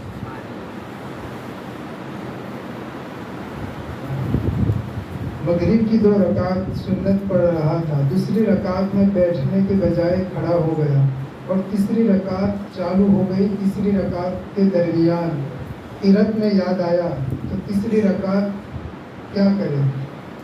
سوال آپ سمجھے مغرب کی نماز میں دوسری رکعت کے بعد بیٹھنا تھا قاعدہ کرنا تھا اب غلطی سے یاد نہیں رہا کھڑا ہو گیا تیسری رکعت کے لیے اب تیسری رکعت کے لیے کھڑے ہونے کے بعد یاد آیا قرات شروع کر دی تھی یا شروع نہیں کی تھی بعد میں یاد آیا تو اب کیا کرنا ہے تو اب حکم یہ ہے کہ دوسری رکعت کے قاعدے میں واپس نہیں بیٹھنا ہے بلکہ تیسری رکعت مکمل کر لینی ہے تیسری رکعت مکمل کرنے کے بعد آخری قاعدہ جو کرتے ہیں بیٹھیں گے سجدہ سہو کریں گے سجدہ سہو کرنے کے بعد نماز کو مکمل کریں گے یہ اکیلے آپ نماز پڑھ رہے ہیں تب بھی یہ مسئلہ ذہن میں رکھنا کہ امام کے ساتھ نماز پڑھ رہے ہیں کبھی کبھار ایسا ہوتا ہے امام سے بھی غلطی ہوتی کہ یاد نہیں رہتا قاعدے کی جگہ پر تیسری رکعت کے لیے امام صاحب کھڑے ہونے لگتے ہیں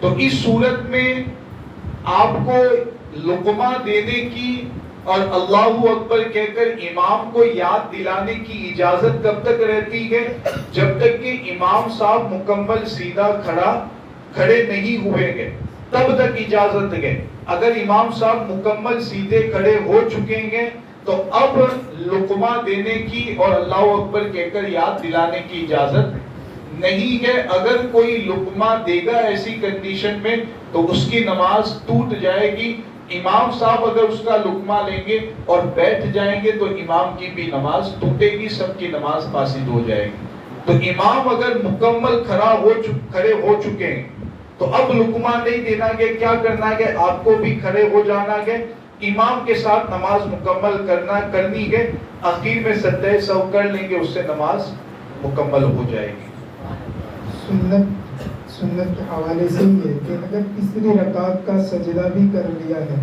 اور بعد میں سجدہ سہو کر لیا تو ٹھیک ہے نماز اس کی سنت مکمل ہو جائے گی 4 رکعت والی سنت میں اگر دوسری کا قاعدہ چھوٹ جائے تیسری رکعت پڑھ لی گئے سجدہ بھی کر لیا کہ پھر یاد آیا تو اس صورت میں بھی سجدہ سہو کر لیں گے تو نماز مکمل ہو جائے گی وہ سنت دوبارہ پڑھنے کی ضرورت نہیں اگر کوئی انسان گناہ والے کام کرے تو اس کا عیب کھولنا کیسا ہے جس سے وہ اس گناہ سے بچ جائے؟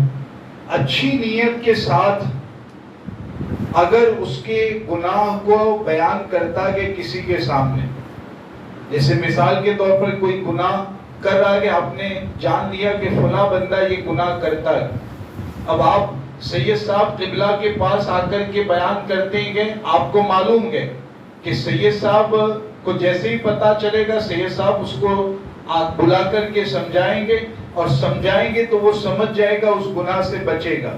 آپ کو یہ معلوم ہے تو اس نیت کے ساتھ کہ اس کو گناہ سے بچانا ہے, اس کی اصلاح کرنی ہے, اس نیت کے ساتھ اگر آپ سید صاحب کے پاس آ کر کے اس کے گناہ بیان کرتے ہیں تو یہ عیب کھولنا, اس کو نہیں کہا جائے گا, اس کو غیبت نہیں کہا جائے گا, بالکل جائز ہے, ایسا کرنا چاہیے.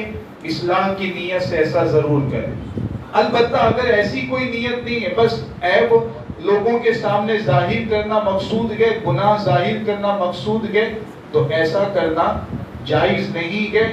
وہ بندہ تو گناہ کر کے گنہگار ہو رہا ہے, اس کے جو عیب ظاہر کرتا ہے, اس کے جو گناہ لوگوں کے سامنے بیان کرتا ہے, کوئی اصلاح کی نیت نہیں ہے, کوئی صحیح مقصد نہیں ہے, تو وہ بیان کرنے والا بندہ بھی گنہگار ہوگا. ایسے ہی شخص کے متعلق حدیث میں آیا ہے کہ جو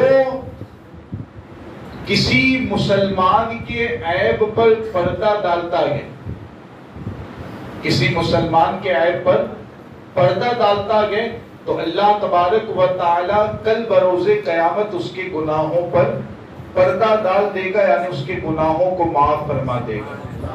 اور اگر کوئی مسلمان کے عیب بیان کرتا ہے اصلاح اور اچھی نیت سے نہیں, بس اس کو ذلیل کرنے کے لیے, رسوا کرنے کے لیے لوگوں کے سامنے اس کے عیب بیان کرتا ہے, تو پھر اللہ تعالیٰ بھی قیامت کے دن اس کی سخت پکڑ فرمائے گا, سخت گرفت فرمائے گا. تو عیب بیان کرنا یہ تو غلط بات ہے.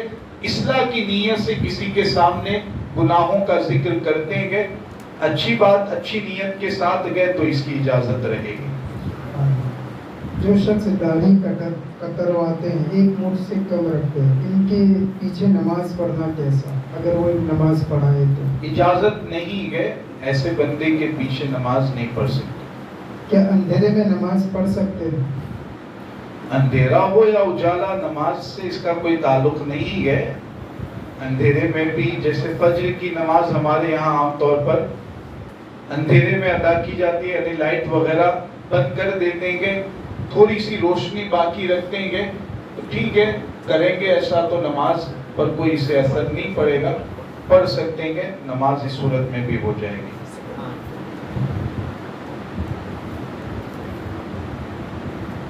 ماں باپ غیر مقلد ہے, بیٹا سنی جماعت کا ہے, تو بیٹا ماں باپ کی نماز جنازہ کیسے پڑھ سکتا ہے یا نہیں؟ واقعی غیر مقلد ہیں ماں باپ, تو پھر تو ان کی نماز جنازہ پڑھنے کی اجازت نہیں رہے گی. مسجد میں کسی بھی طرح کی گلپوشی کرنا جائز ہے یا نہیں؟ کسی بھی طرح کی گلپوشی اگر کسی عالم دین کی, امام صاحب کی, کسی سید صاحب کی, کسی مقرر صاحب کی کرتے ہیں, تو یہ تو ایک عالم کی تعظیم کرنا ہوا, امام کی, سید کی تعظیم کرنا ہوا, تو اس میں کوئی حرج نہیں ہے. تعظیم مسجد میں رہتے ہوئے بھی کر سکتے ہیں. ورنہ ویسے اگر کوئی گلپوشی کی جاتی ہے, مسجد کے آداب کا خیال نہیں رکھا جاتا, تو اسے روکا جائے گا. عام طور پر ہمارے یہاں یہی ہوتا ہے, جب پروگرام ہوتا ہے یا کوئی سید صاحب آتے ہیں, کوئی پیر صاحب آئیں گے, تو ان کی گلپوشی کی جاتی ہے. مقصد یہی ہوتا ہے کہ ان کی تعظیم کی نیت ہوتی ہے, ان کی تعظیم کا اظہار ہوتا ہے, عظمت کا اظہار ہوتا ہے, کوئی حرج نہیں ہے.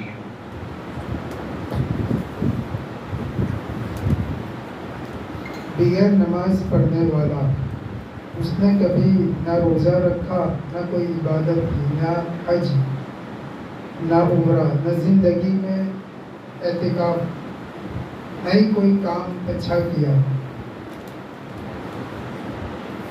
تو اللہ تعالیٰ نے اسے جنت میں داخل کر دیا, تو پھر قرآن اور حدیث میں تو ہر جگہ نماز کا ذکر آیا ہے, بغیر نماز پڑھے ہوئے. تو ایسا کہیں کوئی واقعہ سنا ہے یا پھر کسی نے دیکھ لیا کہ ایسے بندے کو جنت میں داخل کیا گیا؟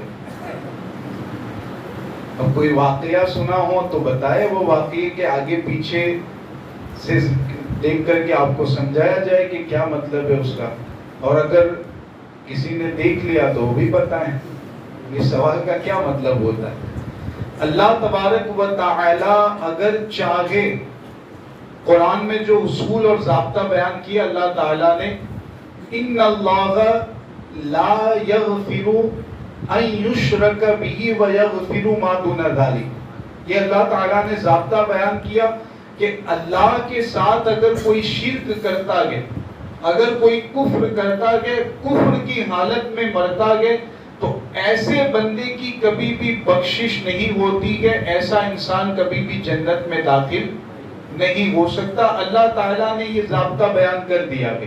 ہاں، کفر اور شرک کے علاوہ اگر کوئی بندہ ایمان والا گئے، اس کے دل میں رائی کے دانے کے برابر بھی ایمان گئے، تو ایک نہ ایک دن اسے جنت میں ضرور داخل کیا جائے گا۔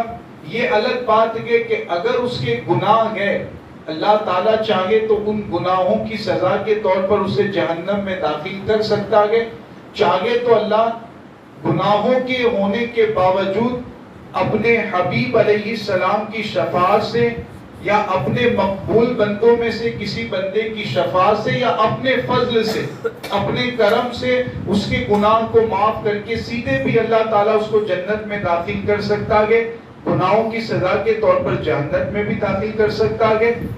جنت میں ضرور ایسا بندہ جائے گا جس کے دل میں رائی کے دانے کے برابر بھی ایمان ہوگا، اور جو ایمان کی حالت میں دنیا سے رخصت ہوگا۔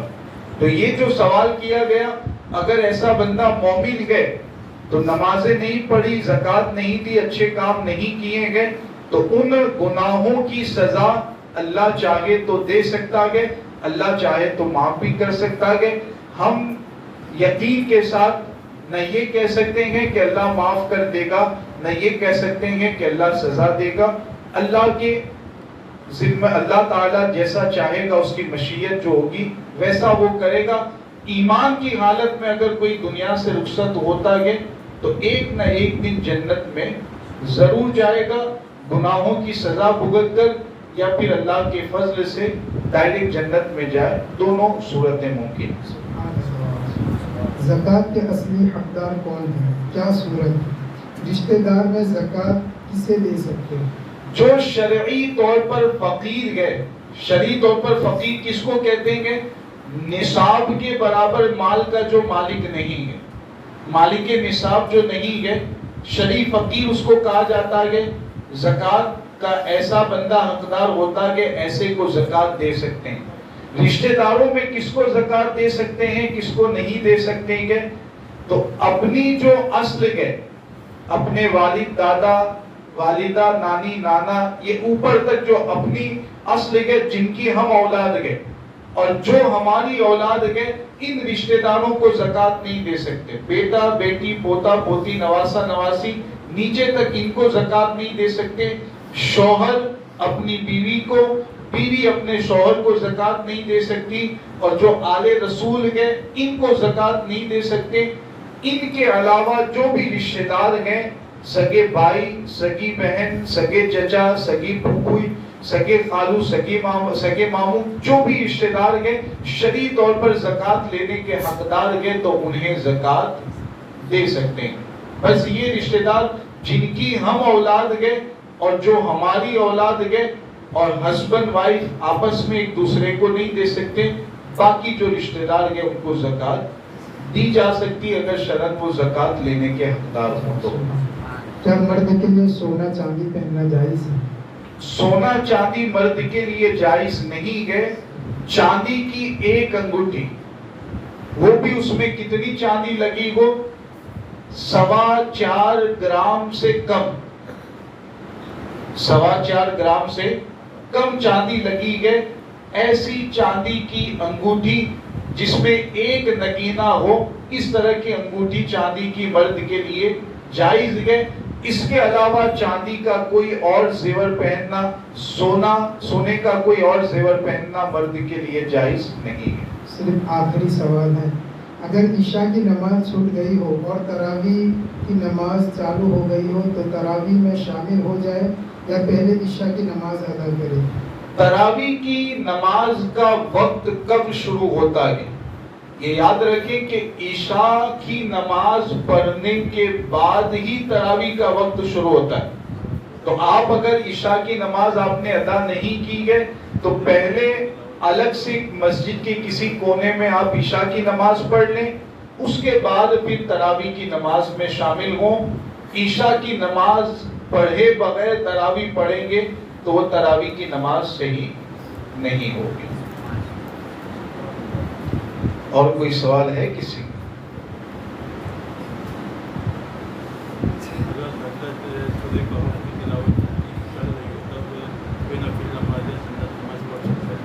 ٹھیک ہے, پڑھ سکتے ہیں. جیسے میں نے بتایا کہ تلاوت سورہ کہف کی ہو رہی ہے یا کسی اور سورت کی تلاوت ہو رہی ہے تو جو لوگ سننے کی نیت سے بیٹھیں گے انہی لوگوں کے لیے سننا واجب ہے. تو جو نماز پڑھنے کے لیے کھڑا ہوا ہے وہ نماز پڑھ سکتا ہے. تلاوت ہو رہی ہے تب بھی اس کو نماز پڑھنے کی اجازت رہے گی. مفتی صاحب السلام علیکم. میرا ایک سوال ہے کہ امام کے پیچھے نماز پڑھ رہے ہیں, امام نے سمیع اللہ لمن حمدہ کہا, تب تک کچھ لوگ سجدے میں چلے جاتے ہیں امام سے پہلے, تو کم سننے والے ہوتے ہیں تو ان کو فالو کر کے وہ خود بھی سجدے میں چلے جاتے ہیں. تو اس میں شریعت کا کیا حکم ہے؟ یعنی ابھی امام صاحب سمیع اللہ لمن حمدہ کہتے ہوئے کھڑے ہوئے, ابھی کھڑے ہیں اور کچھ لوگ سجدے ہی کے لیے جھک جاتے ہیں, سجدے میں بعض لوگ پہنچ جاتے ہیں. یہ طریقہ میں نے بھی دیکھا کہ افسوس کا مقام ہے کہ اتنی بھی توجہ بعض لوگوں کی نہیں رہتی ہے کہ امام کے ساتھ جب ہم نماز پڑھ رہے ہیں, امام کے پیچھے نماز پڑھ رہے ہیں, تو اتنا تو مسئلہ ہر کوئی جانتا ہے کہ امام کے پیچھے جب نماز پڑھیں گے تو اب ہر عمل امام کے ساتھ ساتھ اور امام کے پیچھے پیچھے کرنا ہے. سجدے میں اگر جانا گے تو امام کے پیچھے پیچھے سجدے میں جانا گے, رکوع میں جانا گے تو امام کے پیچھے پیچھے رکوع میں جانا گے. یہ اصل عمل جو پایا جاتا ہے کہ سمیع اللہ لمن حمدہ کہہ کر امام کھڑے ہوئے, ابھی سجدے میں گئے بھی نہیں, اللہ اکبر امام نے کہا بھی نہیں. کہ بعض لوگوں کو دیکھا جاتا ہے کہ جھکنا شروع کر دیتے ہیں, بہت سارے لوگ تو سجدے میں بھی پہنچ جاتے ہیں. یہ بالکل غلط ہے. امام سے پہلے رکوع کرنا, امام سے پہلے سجدہ کرنا, امام سے پہلے نماز کا کوئی رکن ادا کرنا, یہ مقتدی کے لیے ناجائز ہے, سخت ناجائز ہے, سخت حرام ہے. تو ایسی عادت جن لوگوں کی ہوتی ہے وہ اپنی اصلاح کریں, امام سے پہلے رکوع سجدہ نہ کریں, امام کے بعد بالکل امام کے پیچھے پیچھے سجدے میں جائیں. اور ایک آخری سوال کہ ایک پہلی صف مکمل ہو گئی, دوسری صف شروع کہاں سے کریں؟ دیکھا جاتا ہے اکثر کہ رائٹ سائڈ میں 12-15 لوگ کھڑے ہوئے اور لیفٹ سائڈ میں صرف 2-3 لوگ کھڑے ہیں, تو اب آنے والا کہاں کھڑا رہے گا؟ اس میں شروع تو بیچ میں سے ہی کرنی ہے, جہاں بیچ والا حصہ ہے وہیں سے شروع کرنی ہے. اب یہ ہے کہ دائیں جانب سب لوگ کھڑے ہو جائیں, بائیں جانب کوئی بھی نہ ہو, تو ایسا بھی نہیں ہونا چاہیے. دائیں جانب بھی کھڑے ہوں, بائیں جانب بھی کھڑے ہوں, جو بھی آتا جائے دونوں طرف کھڑا ہو. البتہ یہ ہے کہ اس میں ہو سکتا ہے کہ یہ سوچ رکھتے ہوں, اور ایسا ہے بھی کہ صف میں جو دائیں جانب کھڑا ہوتا ہے کہ اس کو زیادہ ثواب ملتا ہے. یہ ہے دائیں جانب, سیدھے جانب جو صف میں کھڑا ہوگا اس کو ثواب زیادہ ملتا ہے. تو اس نیت سے اگر کچھ لوگ ایسا کر دیں گے تو ٹھیک ہے, لیکن بائیں جانب بالکل خالی رکھی جائے, ایسا بھی نہیں ہونا چاہیے. ادھر بھی سب پر کرے, دائیں جانب بھی کھڑے ہوں, دونوں طرف کھڑے ہونا چاہیے. جو لوگ ویلڈنگ کا کام کرتے ہیں تو کسی کے گھر جاتے ہیں جو ویلڈنگ کرنے, وہاں وولٹیج کم آتا ہے, تو وہ لوگ ڈائریکٹ کرتے ہیں تو وولٹیج صحیح آتا ہے, تو ڈائریکٹ اس وقت کرنا کیسے؟ اب یہ تو مسئلہ ان لوگوں کے لیے رہے گا, ان کو اس صورت میں بھی ڈائریکٹ کرنے کی تو اجازت نہیں دی جا سکتی. اب وہ گھر والوں کو بتائیں کہ بھائی وولٹیج کم ہے, آپ کوئی بھی طریقہ اپنائیں, بغل والے گھر میں سے یا کہیں سے بھی انتظام کریں, اس کے بعد ہی وہ کام کریں. اس صورت میں بھی بجلی ڈائریکٹ استعمال کرنے کی اجازت نہیں دی جا سکتی. بسم الله الرحمن الرحيم اللهم صل على سيدنا مولانا محمد وعلى آله وصحابه أجمعين وبارك وسلم اللهم ارزقنا علما نافعا وعملا صالحا اللهم ارزقنا فوزا كاملا اللهم ارزقنا مغفرة تامة اللهم ارزقنا حفظا كاملا اللهم ارزقنا حفظا من كل داء اللهم ارزقنا حب حبیبک علیہ السلام فی الدنیا. مولا تعالیٰ جو کچھ مسائل شرعیہ ہم نے سیکھے ان تمام مسائل کو اچھی طرح ذہنوں میں محفوظ رکھنے ان پر عمل کرنے انعام کرنے کی توفیق عطا فرما. مولا تعالیٰ آج کی رات کی برکتوں سے ہم سب کے دامنوں کو مالا مال فرما.